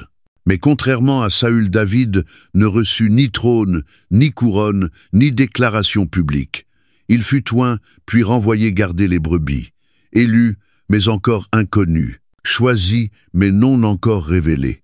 Tandis que David retournait au pâturage, inconscient des épreuves et des victoires à venir, l'Esprit de Dieu, qui avait quitté Saül, reposait désormais sur lui. Et en l'absence de cette présence divine, un esprit mauvais vint tourmenter Saül, le poussant plus loin encore dans l'obscurité. 1 Samuel 6:14. Jamais le contraste entre deux hommes n'avait été si frappant, l'un élevé par les attentes humaines, mais détruit par sa désobéissance. L'autre ignoré par les siens, mais choisi dans le secret et formé dans l'humilité pour devenir le plus grand roi qu'Israël ait connu. David avait été oint, mais il n'était pas encore roi. Son voyage ne faisait que commencer, et le chemin serait long, parsemé d'exil, de trahison, de guerre et d'attente. Mais il possédait ce que Saül avait perdu, la faveur de Dieu, l'onction du Saint-Esprit et un cœur selon le cœur de l'Éternel. Et bientôt, celui que personne n'avait regardé, celui qui n'était même pas invité au festin, se tiendrait seul face à un géant, sans armure, sans rang, mais avec une fronde, un cœur confiant et la certitude qu'il combattait pour le nom du Dieu vivant. Le roi avait été choisi. À présent, le cœur de ce roi allait être éprouvé. L'onction de David avait eu lieu dans le silence paisible des collines de Bethléem, loin des regards de la nation, loin de l'éclat des batailles. Et pourtant l'Esprit de l'Éternel était descendu sur lui avec puissance, le préparant pour une destinée que ni lui ni Israël ne comprenaient encore pleinement. Bien qu'il ait été choisi par Dieu, son chemin vers le trône ne serait pas pavé de louanges immédiates, mais d'épreuves qui révéleraient la profondeur de sa foi, la fermeté de son caractère et la confiance absolue qu'il plaçait en son Plups, Dieu. Ainsi même, après que le prophète Samuel eut versé l'huile sacrée sur sa tête, David ne fut pas couronné. Il retourna simplement auprès de ses brebis, continuant à servir dans l'ombre, pendant que la main souveraine de Dieu mettait en place les étapes de son élévation. Pendant ce temps, loin de Bethléem, Israël était à nouveau en danger. Les Philistins, ennemis acharnés du peuple de Dieu, s'étaient regroupés dans la vallée d'Éla, une vaste étendue entourée de collines, où deux armées campaient dans un face tendu. D'un côté, les troupes d'Israël, dirigées par le roi Saül. De l'autre, les Philistins prêts à frapper. Pourtant, ce n'était pas la force de l'armée ennemie qui paralysait Israël, mais la présence d'un seul homme. Goliath, champion des Philistins, était un géant au sens propre comme au figuré. Haut de plus de 3 mètres, vêtu d'une armure étincelante de bronze, portant une lance massive, au fer aussi lourd qu'une épée, il imposait la terreur par sa seule apparence. 1 Samuel 17, 4-7. Mais plus encore que sa stature, c'était sa voix qui glaçait le sang, une voix de défi d'arrogance qui, 2 fois par jour pendant 40 jours, lançait le même appel provocateur « Choisissez un homme qui descende contre moi. S'il l'emporte et me tue, nous vous servirons. Mais si je l'emporte sur lui et le tue, c'est vous qui nous servirez. » 1 Samuel 17, 8, 9. Ce n'était pas seulement un duel militaire, mais un affront spirituel, une déclaration ouverte contre le Dieu d'Israël, comme si celui-ci était incapable de défendre son peuple. Face à ce défi, la réaction du roi Saül et de son armée fut le silence, la peur, la fuite intérieure. Aucun homme ne se leva, aucun cri de foi ne s'éleva.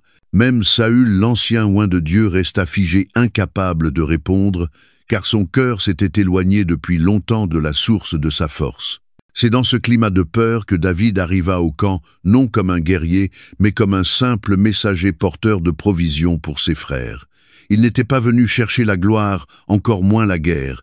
Pourtant, à travers la providence divine, ce moment avait été préparé, non pour un général, ni pour un roi, mais pour un berger. Lorsqu'il entendit la voix de Goliath, David fut frappé non par la peur, mais par l'indignation. Il vit des soldats reculer, des hommes endurcis, trembler, et dans ce spectacle de faiblesse, il reconnut une occasion non pas de se distinguer, mais de glorifier Dieu.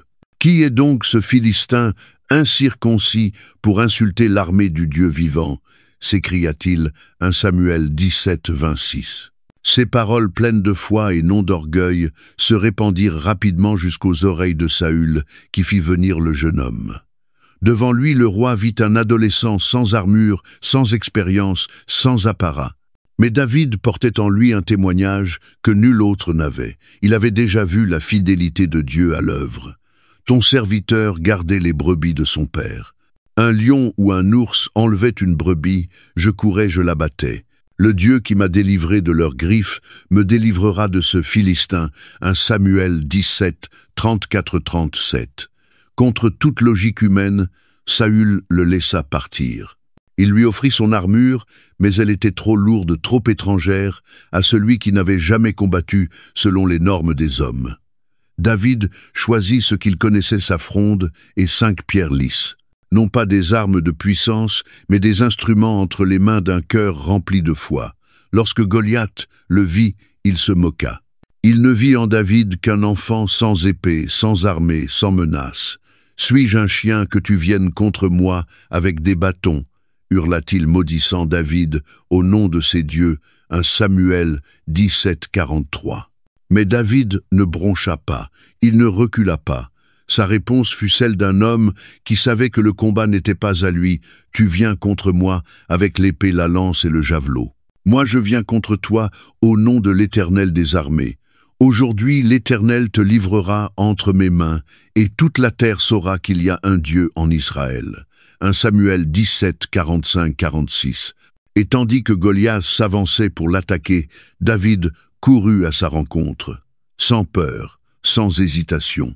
Il prit une pierre, la plaça dans sa fronde, la lança, et cette pierre, guidée non par la seule précision humaine, mais par la providence divine, s'enfonça dans le front du géant. Goliath tomba face contre terre. L'impossible venait de se produire. Le géant était tombé. David, toujours sans épée, courut, saisit l'arme de son adversaire et le décapita. À cette vue, les Philistins prirent la fuite, et Israël, ranimé par ce miracle, les poursuivit jusqu'à la victoire totale. La bataille entre David et Goliath n'était pas simplement un exploit militaire ni un acte de bravoure individuelle. C'était une démonstration que la véritable force ne vient ni de l'épée ni de l'armure, mais d'un cœur qui fait confiance à Dieu. Ce n'était pas l'histoire de la puissance d'un jeune berger, mais celle de la grandeur du Dieu d'Israël qui se manifeste à travers ceux qui lui appartiennent. Là où d'autres voyaient un ennemi invincible, David vit une opportunité pour Dieu de montrer sa gloire. Là où Saül hésitait, David s'avança. Là où l'armée tremblait, un jeune garçon, avec une simple fronde et une foi inébranlable, changea le cours de l'histoire. Le berger oint dans le secret se tenait désormais victorieux devant une nation. Il n'était pas encore roi, mais il était déjà un leader. Et plus encore, il était la preuve vivante qu'aucun géant n'est trop grand pour le Dieu vivant. La victoire de David sur Goliath aurait dû marquer le début d'une ère de paix. Pourtant, elle devint le point de départ du plus grand conflit intérieur qu'Israël ait jamais connu, non pas une guerre contre une armée étrangère, mais une bataille de l'âme où la peur s'opposait à la foi, la jalousie combattait la justice, et un roi, autrefois choisi par Dieu, sombrait peu à peu dans les ténèbres croyant à tort pouvoir s'opposer à la volonté divine. David n'avait jamais eu l'intention de ravir la couronne. Il ne nourrissait ni ambition de trahison, ni dessein de soulèvement. Pourtant son simple rayonnement, son humilité, sa fidélité et l'onction divine qui reposait sur lui suffirent à troubler profondément Saül, dont l'insécurité grandissante ne supportait plus la grandeur d'un autre.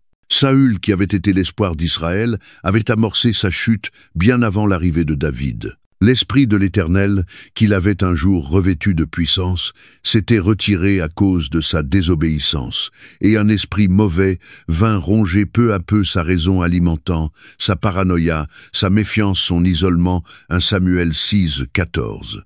Il connaissait ce que c'était d'être choisi, et il vivait désormais dans la terreur d'être remplacé.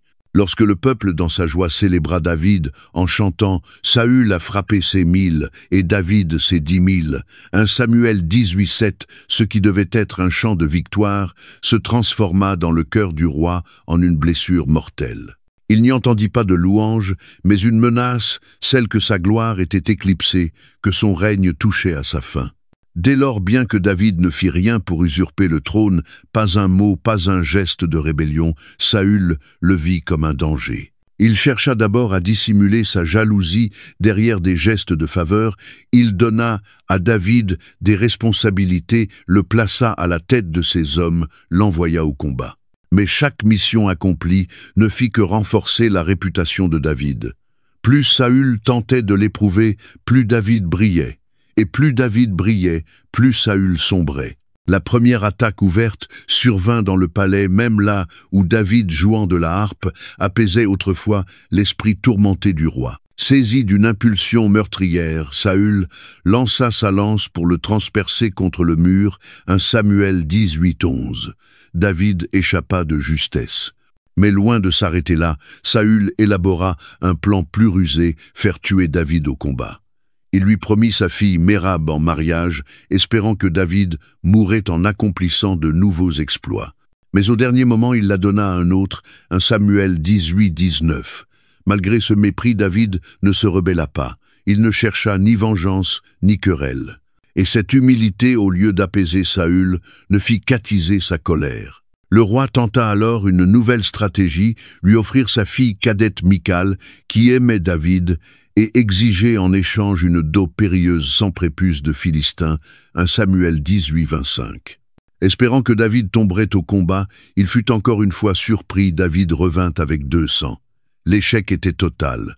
Non seulement David survivait, mais il était désormais lié à la famille royale par alliance. Dès lors Saül abandonna toute dissimulation, il ordonna la mise à mort de David.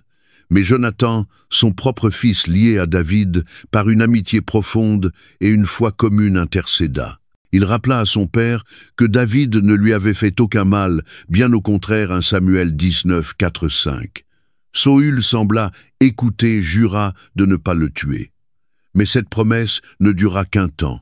La haine plus forte que la raison refit surface. Le point de non-retour fut atteint quand Michal, découvrant que son père avait l'intention de tuer David, aida son mari à fuir de nuit. Elle plaça une idole dans le lit pour tromper les gardes, tandis que David s'enfuyait vers le désert, 1 Samuel 19, 11, 12. Le héros national était devenu fugitif pourchassé, non par un ennemi païen, mais par son propre roi. Sa fuite le mena d'abord auprès du prêtre Ahimelech à Nob, où il trouva refuge. Mais cet acte coûta cher. Lorsque Saül apprit que les prêtres avaient aidé David, il ordonna leur massacre. 85 hommes de Dieu furent tués, et toute la ville fut détruite. 1 Samuel 22, 18, 19. Saül, désormais hors de contrôle, se dressait non seulement contre David, mais contre l'Éternel lui-même.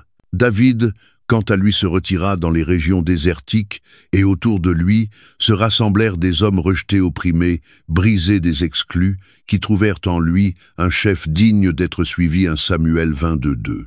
Et pourtant, même avec une armée à ses côtés, David ne chercha jamais à renverser Saül. À 2 reprises, il eut l'occasion de le tuer, une fois dans une grotte à En-Gedi, 1 Samuel 24, 3-4, une autre dans son campement, pendant son sommeil, 1 Samuel 26, 7-8, 2 fois il refusa. « Que l'Éternel me garde de porter la main sur son oint, dit-il à ses hommes, 1 Samuel 24, 6.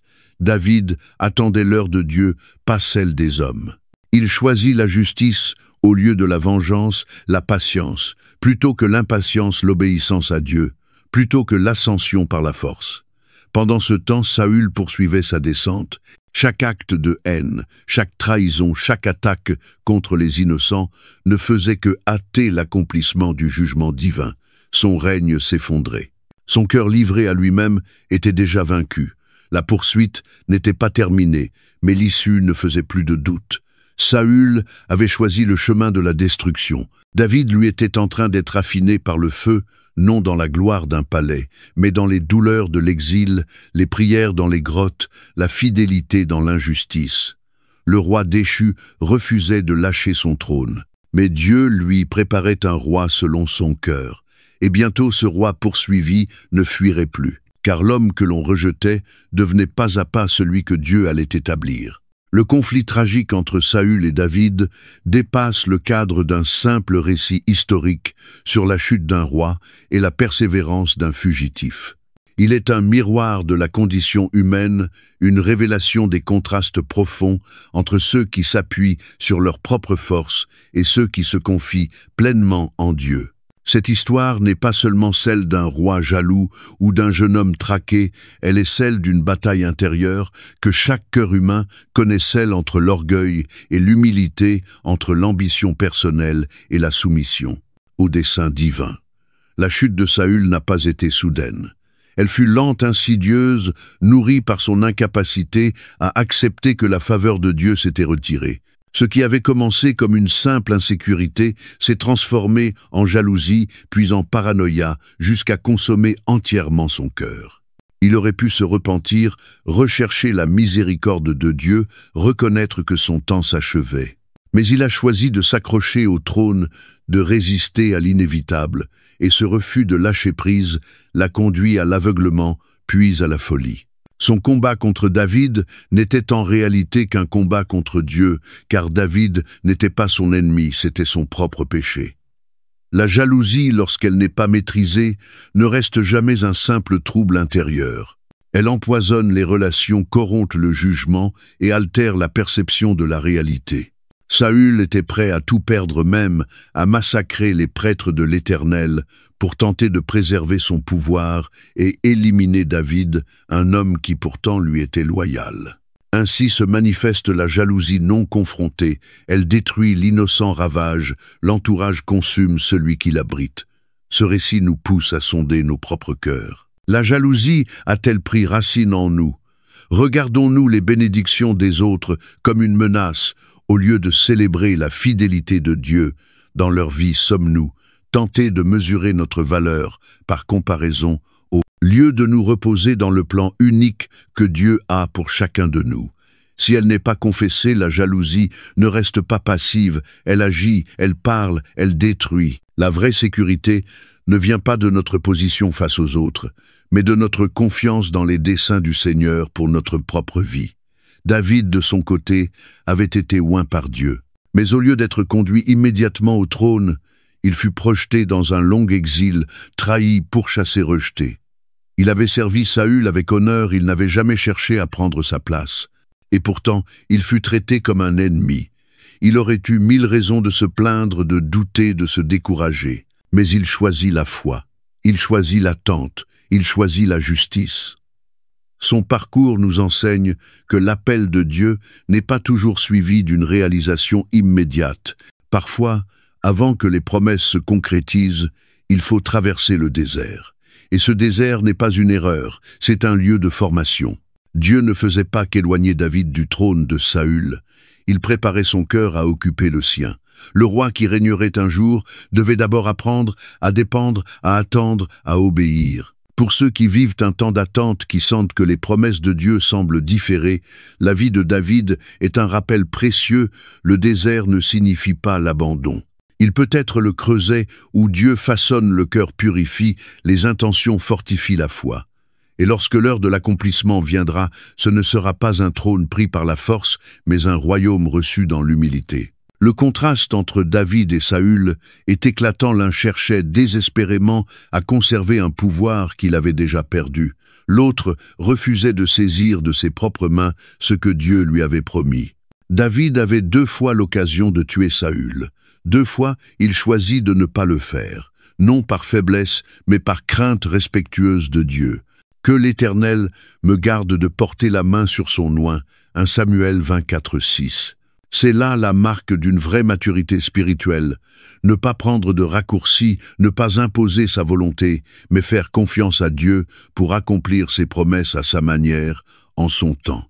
Dans un monde où l'ambition est glorifiée, où la réussite personnelle est souvent obtenue par la ruse, où la force, l'exemple de David, est une provocation sainte. Sommes-nous prêts à attendre le temps de Dieu, à renoncer à manipuler les circonstances, à obéir même quand cela retarde notre ascension ou notre reconnaissance? Saül, malgré tous ses efforts, ne pouvait rien contre le plan de Dieu. L'Éternel avait décrété que David serait roi. Aucune armée, aucune conspiration, aucun complot ne pouvait annuler ce que Dieu avait établi. Ce que Dieu commence, personne ne peut l'empêcher. Ce qu'il appelle, il l'accomplit. Ce qu'il promet, il le réalise. Ce principe ne s'arrête pas à l'histoire de David. C'est une vérité qui traverse l'Écriture. Rien ne peut empêcher l'accomplissement du dessein de Dieu. Ni la peur des hommes, ni leur résistance, ni les oppositions les plus féroces. Quand Dieu ouvre une porte, nulle ne peut la fermer. Et quand il dit « c'est lui », tout l'enfer peut se lever, mais sa parole tiendra. Pour ceux qui traversent l'opposition, qui sont tentés de douter de ce que Dieu a promis à cause des retards, des trahisons ou des obstacles, n'oubliez pas, si Dieu est pour vous, qui sera contre vous? Romains 8:31. Le plan de Dieu pour votre vie n'a pas besoin d'être défendu, seulement d'être cru. Ce n'est ni la vitesse ni la facilité qui en garantissent l'accomplissement, mais l'obéissance et la foi. L'histoire de la jalousie de Saül et de la fidélité de David n'est pas qu'un récit du passé. C'est une invitation aujourd'hui à faire un choix. Suivrons-nous l'exemple de Saül, cherchant à contrôler, à retenir, à comparer et tout perdre? Ou embrasserons-nous le chemin de David, attendre, faire confiance, rester fidèle et recevoir au temps voulu bien plus qu'un trône, une vie enracinée dans la faveur de Dieu? Le croisement est devant chacun de nous. La voie de l'orgueil mène à la ruine, celle de la foi au règne. Laquelle choisirons-nous? La chute du roi Saül s'était déroulée lentement, tragiquement, comme un fil se défaisant au fil des années, un processus entamé par la désobéissance, nourri par la jalousie et scellé par un abandon total de la présence de Dieu. Lui qui avait été oint comme premier roi d'Israël, choisi par la volonté divine, avait tout perdu, son trône, la faveur divine, et désormais même la voix du Seigneur ne lui répondait plus. Et alors que ses ennemis se rassemblaient et que son cœur se glaçait d'effroi, le roi jadis si grand se retrouvait seul, privé de direction, rongé par le silence du ciel, agrippé aux débris d'un pouvoir que Dieu avait déjà jugé. Les Philistins s'étaient installés à Shunem et Saül avait rassemblé son armée à Gilboa, 1 Samuel 28:4. Mais ce combat ne ressemblait à aucun autre. L'homme autrefois fort et vaillant était devenu une ombre de lui-même, paralysé par la terreur. Dieu ne parlait plus. Aucun prophète ne venait. Aucun songe, aucune vision, aucune parole ne lui apportait la lumière. Et dans ce vide spirituel, Saül prit une décision qui marquerait à jamais l'ultime stade de sa déchéance: consulter ce que Dieu avait interdit. Autrefois, au début de son règne, Saül avait obéi au commandement divin en chassant les spirites et les devins du pays. Lévitique 19:31, Deutéronome 18:10-12. Mais en cette heure d'angoisse, il franchit la ligne qu'il avait lui-même tracée. Il ne chercha ni repentance ni miséricorde. Il voulait une réponse à n'importe quel prix, même s'il fallait se tourner vers l'obscurité. Déguisé, reniant ses habits royaux, Saül quitta son camp de nuit tel un fugitif, accompagné de 2 hommes. Ils se rendirent au village d'Endor, là où vivait en secret une femme médium, pratiquant les arts occultes que Dieu qualifiait d'abomination, 1 Samuel 28:7. Quand il arriva, il lui demanda de consulter un esprit. Effrayée, consciente du danger de sa pratique, elle hésita. « Tu sais ce qu'a fait Saül. Il a supprimé du pays les évocateurs d'esprits et les devins. Pourquoi tends-tu un piège à ma vie » 1 Samuel 28:9. Mais Saül, aveuglé par sa peur, jura ironiquement par le nom de l'Éternel, celui même qui l'avait abandonné, qu'elle ne risquait rien. Lorsqu'elle lui demanda qui il voulait faire monter, sa réponse fut immédiate, lourde de détresse. « Fais-moi monter Samuel. » Et là, quelque chose d'inattendu se produisit. La femme poussa un cri de terreur. Ce qu'elle voyait n'était pas une illusion, ni une simple manifestation trompeuse, c'était une véritable intervention divine. « Je vois un être divin qui monte de la terre », dit-elle 1 Samuel 28:13. Saül ne voyait rien, mais il reconnut à la description un vieillard vêtu d'un manteau qu'il s'agissait de Samuel. Il s'effondra face contre terre. Le prophète qu'il avait rejeté était revenu non pour le conseiller, mais pour prononcer le jugement final. « Pourquoi m'as-tu troublé en me faisant monter ?» demanda l'esprit de Samuel, une question chargée non de compassion, mais de gravité. Brisé, Saül répondit avec désespoir. « Je suis dans une grande détresse. Les Philistins me font la guerre et Dieu s'est retiré de moi. Il ne me répond plus, ni par les prophètes, ni par les songes. C'est pourquoi je t'ai appelé pour que tu me fasses connaître ce que je dois faire. » 1 Samuel 28:15. Mais il n'y eut pas de stratégie, pas d'espoir. Juste la confirmation redoutée. « Pourquoi me consultes-tu, puisque l'Éternel s'est retiré de toi et s'est fait ton ennemi ?» L'Éternel a accompli ce qu'il avait annoncé. Il a arraché le royaume de tes mains et l'a donné à un autre, David. 1 Samuel 28:6-17. Puis la sentence tomba implacable. « Demain toi et tes fils vous serez avec moi, et l'Éternel livrera aussi l'armée d'Israël entre les mains des Philistins. » 1 Samuel 28:19. La réaction de Saül fut immédiate, il s'effondra vidé de toute force. Il ne pouvait ni manger ni parler. Le poids de sa faim prochaine l'écrasait. Malgré les supplications de ses compagnons et de la femme, il n'était plus que l'ombre d'un roi. Et lorsqu'il se releva enfin, ce fut pour retourner au camp plongé non seulement dans l'obscurité de la nuit, mais dans celle bien plus profonde de l'absence totale d'espérance. Au matin, il monta au combat, non contre les Philistins, mais contre la parole irrévocable du Dieu qu'il avait trahi. La fin de Saül est l'un des avertissements les plus poignants de l'Écriture. Il ne tomba pas en un jour. Sa ruine fut le fruit de longues années d'obstination, d'orgueil, de refus de se soumettre. Et lorsqu'il n'entendit plus Dieu, il ne chercha pas à se repentir. Il chercha seulement des réponses. Il voulait le contrôle, pas la transformation. Cette histoire nous enseigne une vérité fondamentale. Quand Dieu semble silencieux, ce n'est jamais une invitation à aller chercher. Ailleurs, c'est un appel à se repentir, à s'humilier, à revenir sincèrement à lui. Ce n'est pas d'une réponse que nous avons besoin, mais d'un cœur nouveau. Saül cherchait à entendre. Mais Dieu cherchait un cœur transformé. Sa vie ne se termina ni par une victoire éclatante, ni par un héritage triomphant, mais par une tragique prise de conscience. Malgré tous ses efforts pour maîtriser son destin, il n'avait rien fait d'autre que sceller sa ruine.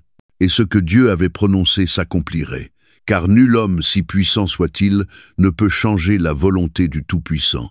Et nous, aujourd'hui, quand les réponses tardent, quand la voix du ciel semble lointaine, serons-nous tentés de chercher dans les ténèbres, ou apprendrons-nous à nous agenouiller dans la lumière, à attendre, à écouter, à nous laisser transformer?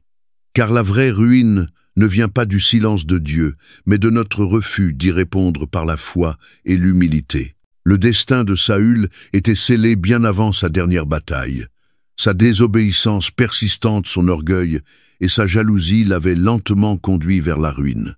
Et lorsqu'il chercha conseil auprès de la sorcière d'Endor, il ne fit que confirmer ce que Dieu avait déjà déclaré. Le trône serait arraché de ses mains, non à cause de la puissance des Philistins, mais à cause de sa propre rébellion. Alors que l'aube se levait sur les collines de Gilboa, l'ultime acte de la tragédie de Saül s'apprêtait à se jouer, et Israël allait être témoin de la chute d'un roi jadis oint par Dieu. Les Philistins attaquèrent avec férocité, déferlant sur Israël avec une force implacable. Leurs chars fendaient les lignes de défense, leurs archers frappaient sans relâche, leurs soldats abattaient sans pitié les troupes désorganisées. Ce n'était pas une bataille ordinaire, mais l'accomplissement d'un jugement divin, l'exécution de la prophétie de Samuel, la conséquence finale d'un cœur qui avait refusé de se soumettre à l'Éternel. Sur le champ de bataille, les fils de Saül tombèrent les uns après les autres.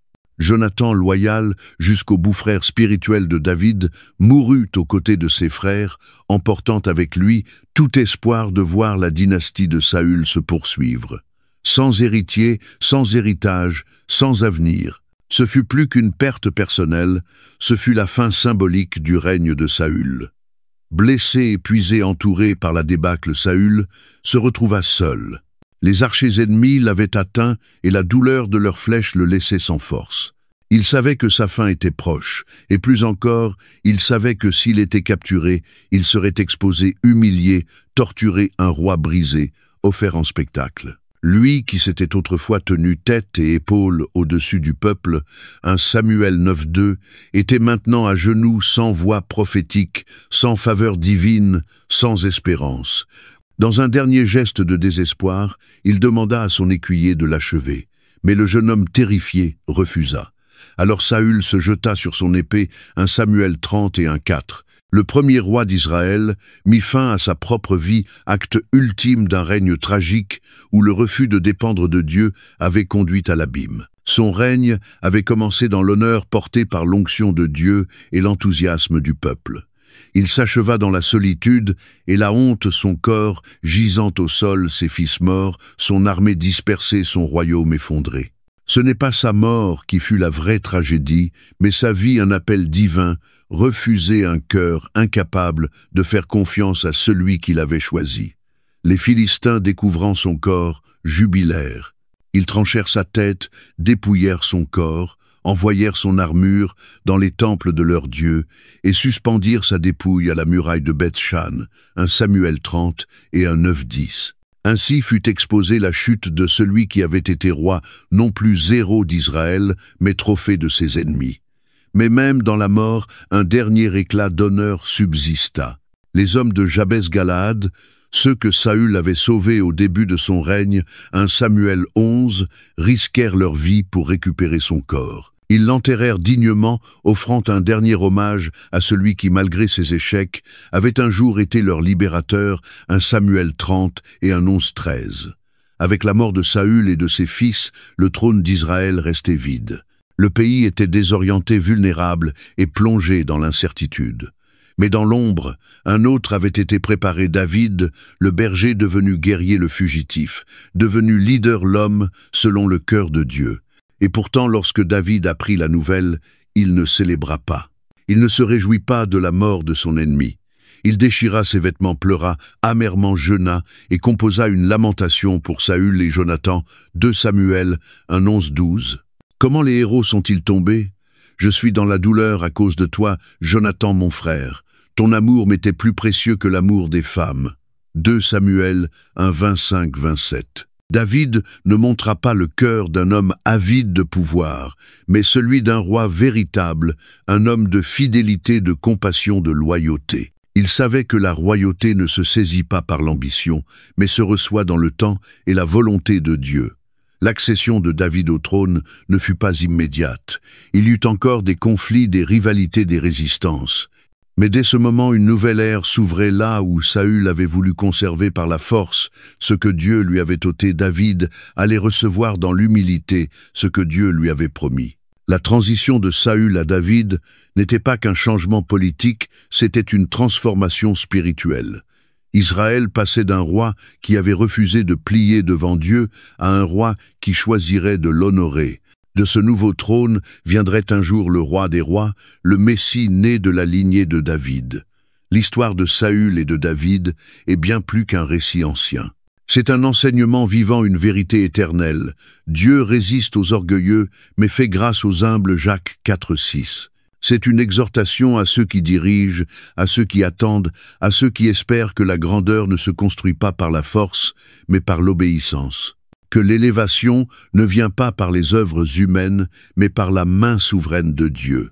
Saül avait été choisi, mais il avait refusé de se soumettre. David avait été rejeté, pourchassé, humilié, mais il avait appris à attendre. Et c'est dans cette attente, dans cette foi silencieuse, que Dieu allait établir un roi et par lui préparer le trône éternel de son Fils. Le livre de 1 Samuel est bien plus qu'un récit historique retraçant les débuts de la royauté en Israël. Il est une fresque spirituelle, une tapisserie divine, où se tisse la souveraineté de Dieu, la rébellion humaine, l'accomplissement prophétique et surtout l'ombre portée d'un roi plus grand, le Messie. Derrière les figures de Saül, Samuel et David, derrière les victoires, les chutes et les prières, se profile une histoire plus vaste, celle qui prépare le cœur de l'humanité à accueillir Jésus-Christ, le véritable roi. Le prophète parfait, souverain sacrificateur éternel. Une naissance qui change tout, la prière d'Anne et la venue du Christ, le récit, s'ouvre sur une femme stérile, Anne, dont la douleur devient l'écrin d'une prière fervente. Dans sa supplication, elle ne cherche pas seulement un enfant pour apaiser son cœur, elle promet de le consacrer entièrement à Dieu, 1 Samuel 1:10-11. Cette prière silencieuse, mais entendue dans les cieux, engendre Samuel, un prophète destiné à préparer Israël à un tournant historique. Ce moment fait écho à une autre naissance bien plus tard, celle de Jésus-Christ. Là encore, Dieu intervient et une femme humble, Marie, donne naissance au Sauveur. Comme Samuel fut l'enfant de la promesse, Jésus est le Fils promis venu, non pour oindre des rois, mais pour établir un royaume éternel. Le cantique d'Anne, plein de puissance prophétique, annonce déjà les renversements du royaume de Dieu. L'Éternel fait mourir et il fait vivre. Il fait descendre au séjour des morts et il en fait remonter. L'Éternel appauvrit et il enrichit, il abaisse et il élève. 1 Samuel 2:6-7.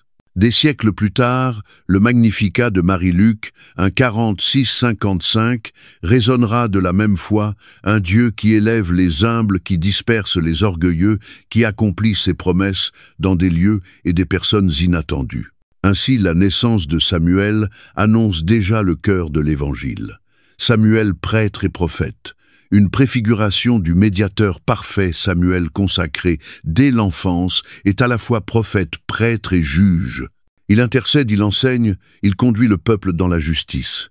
Cette triple fonction trouve en Jésus son accomplissement parfait. Lui aussi sera prophète sacrificateur et roi, mais sans péché, sans faille, sans fin. Samuel, fidèle au temple au milieu de la corruption, rappelle le zèle de Christ lorsqu'il purifie le sanctuaire. Jean 2:14-16. Le Seigneur parle à Samuel dans le silence de la nuit. 1 Samuel 3:10, rompant les ténèbres spirituelles du temps des juges. De même en Jésus, Dieu rompt le silence des siècles. Il ne parle plus seulement par les prophètes, mais par son Fils, la parole faite chair. Jean 1:14, Hébreux 1:1-2. Le roi rejeté, Saül, miroir de l'humanité sans Dieu. Saül est l'image de l'homme élevé par Dieu, mais refusant de s'abandonner à lui. Choisi, il commence avec promesse, mais finit en tragédie. Il symbolise la royauté que les hommes désirent, forte en apparence, mais faible en foi, séduisante, mais rebelle. Sa recherche de contrôle, son refus d'obéir, son obsession de la puissance sont le reflet de notre humanité brisée. En opposition, Christ ne cherche pas à saisir l'égalité avec Dieu comme une proie. Philippiens 2:6, mais s'abaisse, obéit jusqu'à la mort. Là où Saül désobéit et est rejeté, Jésus obéit et est exalté. Là où Saül cherche à éviter sa fin, Jésus embrasse la croix. Là où Saül perd son royaume, Jésus établit le sien pour l'éternité. David, loin dans l'ombre, l'image du Messie humble et victorieux. David, berger, ignoré, oint en secret, élevé par Dieu, est sans doute la figure messianique la plus marquante de 1 Samuel. Rejeté par les hommes, choisi par Dieu, il préfigure Jésus, le fils de David, méprisé mais glorifié. Sa victoire contre Goliath est plus qu'un exploit militaire, elle annonce l'œuvre du Christ. Le jeune berger affronte le géant non avec des armes humaines, mais avec une foi pure. De même, Christ affronte le plus grand ennemi, le péché, et la mort non par la force, mais par le sacrifice. Et comme la chute de Goliath assure la délivrance d'Israël, la résurrection du Christ garantit la victoire pour tous ceux qui croient. David ne s'empare pas du trône, par la force il attend l'heure de Dieu. Jésus aussi refusa les raccourcis du pouvoir, préférant la croix au compromis. Et c'est de David que naîtra la lignée royale, d'où viendra celui dont le règne ne passera jamais. Luc 1:32-33. L'accomplissement ultime, Jésus la plénitude de tout ce que un Samuel annonçait. De la prière d'Anne, à la chute de Saül, de l'appel de Samuel, à l'ascension de David, tout dans un Samuel prépare. La venue d'un roi parfait, Samuel, annonce Christ prophète et médiateur entre Dieu et les hommes. Saül avertit sans obéissance, le pouvoir devient ruine. David annonce le roi humble fidèle établi par Dieu, mais seul Jésus incarne la totalité de cette espérance. Il est le prophète qui parle avec autorité divine, le prêtre qui s'offre en sacrifice, non pour un peuple, mais pour le monde. Le roi dont le trône ne connaîtra jamais la fin.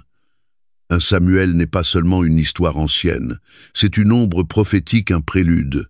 Chaque page murmure le nom de Jésus, chaque chapitre prépare.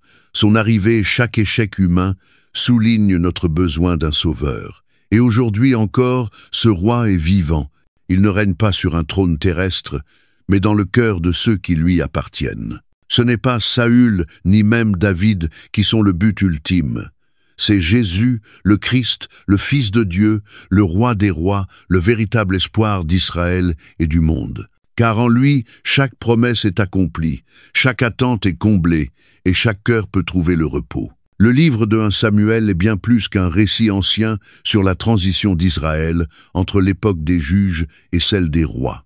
C'est une révélation puissante du cœur humain, une proclamation de la souveraineté inébranlable de Dieu, et un miroir spirituel qui nous renvoie à nos propres combats, nos choix, notre foi. Dans ces pages se dessine à la fois la grandeur et la faiblesse, l'appel divin et la chute humaine, la foi et la rébellion, mais surtout la vérité centrale que le seul roi digne d'être suivi n'est pas celui que les hommes choisissent, mais celui que Dieu établit. Voici les grandes vérités que ce livre continue de nous transmettre aujourd'hui, de la naissance miraculeuse de Samuel jusqu'à l'onction de David, de la chute de Saül, à la promesse d'un trône éternel. Tout dans un Samuel témoigne que rien ne n'échappe au contrôle de Dieu. Même l'échec humain ne peut faire obstacle à ses desseins. David, bien coin dans sa jeunesse, dut attendre de longues années marquées par l'exil et la souffrance avant de s'asseoir sur le trône. Et lorsqu'il eut l'occasion de prendre ce trône de force, en épargnant la vie de Saül dans la grotte, 1 Samuel 24:6, il choisit de faire confiance à Dieu plutôt que de forcer les choses. Dans un monde qui célèbre la rapidité et la réussite immédiate, 1 Samuel nous enseigne que l'attente en Dieu n'est jamais vaine. Son temps est parfait, ses promesses sont sûres. Sa méthode peut nous sembler lente ou imprévisible, mais elle façonne notre cœur plus que notre destin. La question à nous poser est simple mais profonde. Acceptons-nous de marcher au rythme de Dieu, même quand cela signifie souffrir, attendre ou ne pas comprendre? Allons-nous comme David attendre, dans l'humilité ou comme Saül tenter, de précipiter les choses par crainte et orgueil? 1 Samuel nous offre l'un des plus puissants contrastes de leadership dans toute la Bible. Saül, le roi choisi selon les critères humains, grand fort, charismatique, mais intérieurement fragile et désobéissant. Et David, le roi choisi selon le cœur de Dieu, petit berger oublié, mais animé d'une foi profonde, d'une fidélité éprouvée et d'un cœur repentant. Ce qui fit tomber Saül, ce ne fut ni une défaite militaire, ni un complot, mais son refus d'obéir pleinement à Dieu. Lorsqu'il désobéit en épargnant le roi Agag et les butins de guerre 1 Samuel 15, il tenta de se justifier par des motifs religieux. Mais Dieu ne cherche pas des sacrifices. Il cherche des cœurs obéissants. L'obéissance vaut mieux que les sacrifices. 1 Samuel 15, 22.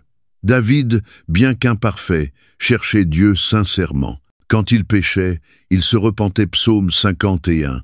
Quand il était traqué, il se réfugiait en Dieu. Son cœur faisait la différence. Leçon pour aujourd'hui, le leadership spirituel ne repose pas sur l'apparence, l'influence ou les compétences. Il repose sur l'intégrité, l'humilité et l'obéissance.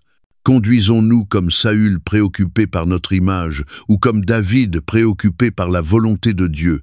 L'un des tournants majeurs de 1 Samuel est le moment où Israël rejette Dieu comme roi pour lui préférer un roi humain. 1 Samuel 8. Le peuple voulait un dirigeant visible comme les autres nations. Malgré les avertissements de Samuel que ce roi prendrait leurs fils, leurs filles, leurs champs, ils insistèrent. Ce choix est un avertissement pour nous aujourd'hui. Combien de fois cherchons-nous notre sécurité dans des systèmes humains politiques, économiques, relationnels, plutôt que dans la souveraineté de Dieu?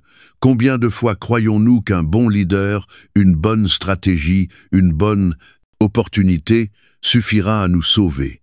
Le danger, c'est de vouloir être comme les autres, au lieu d'être le peuple mis à part de Dieu.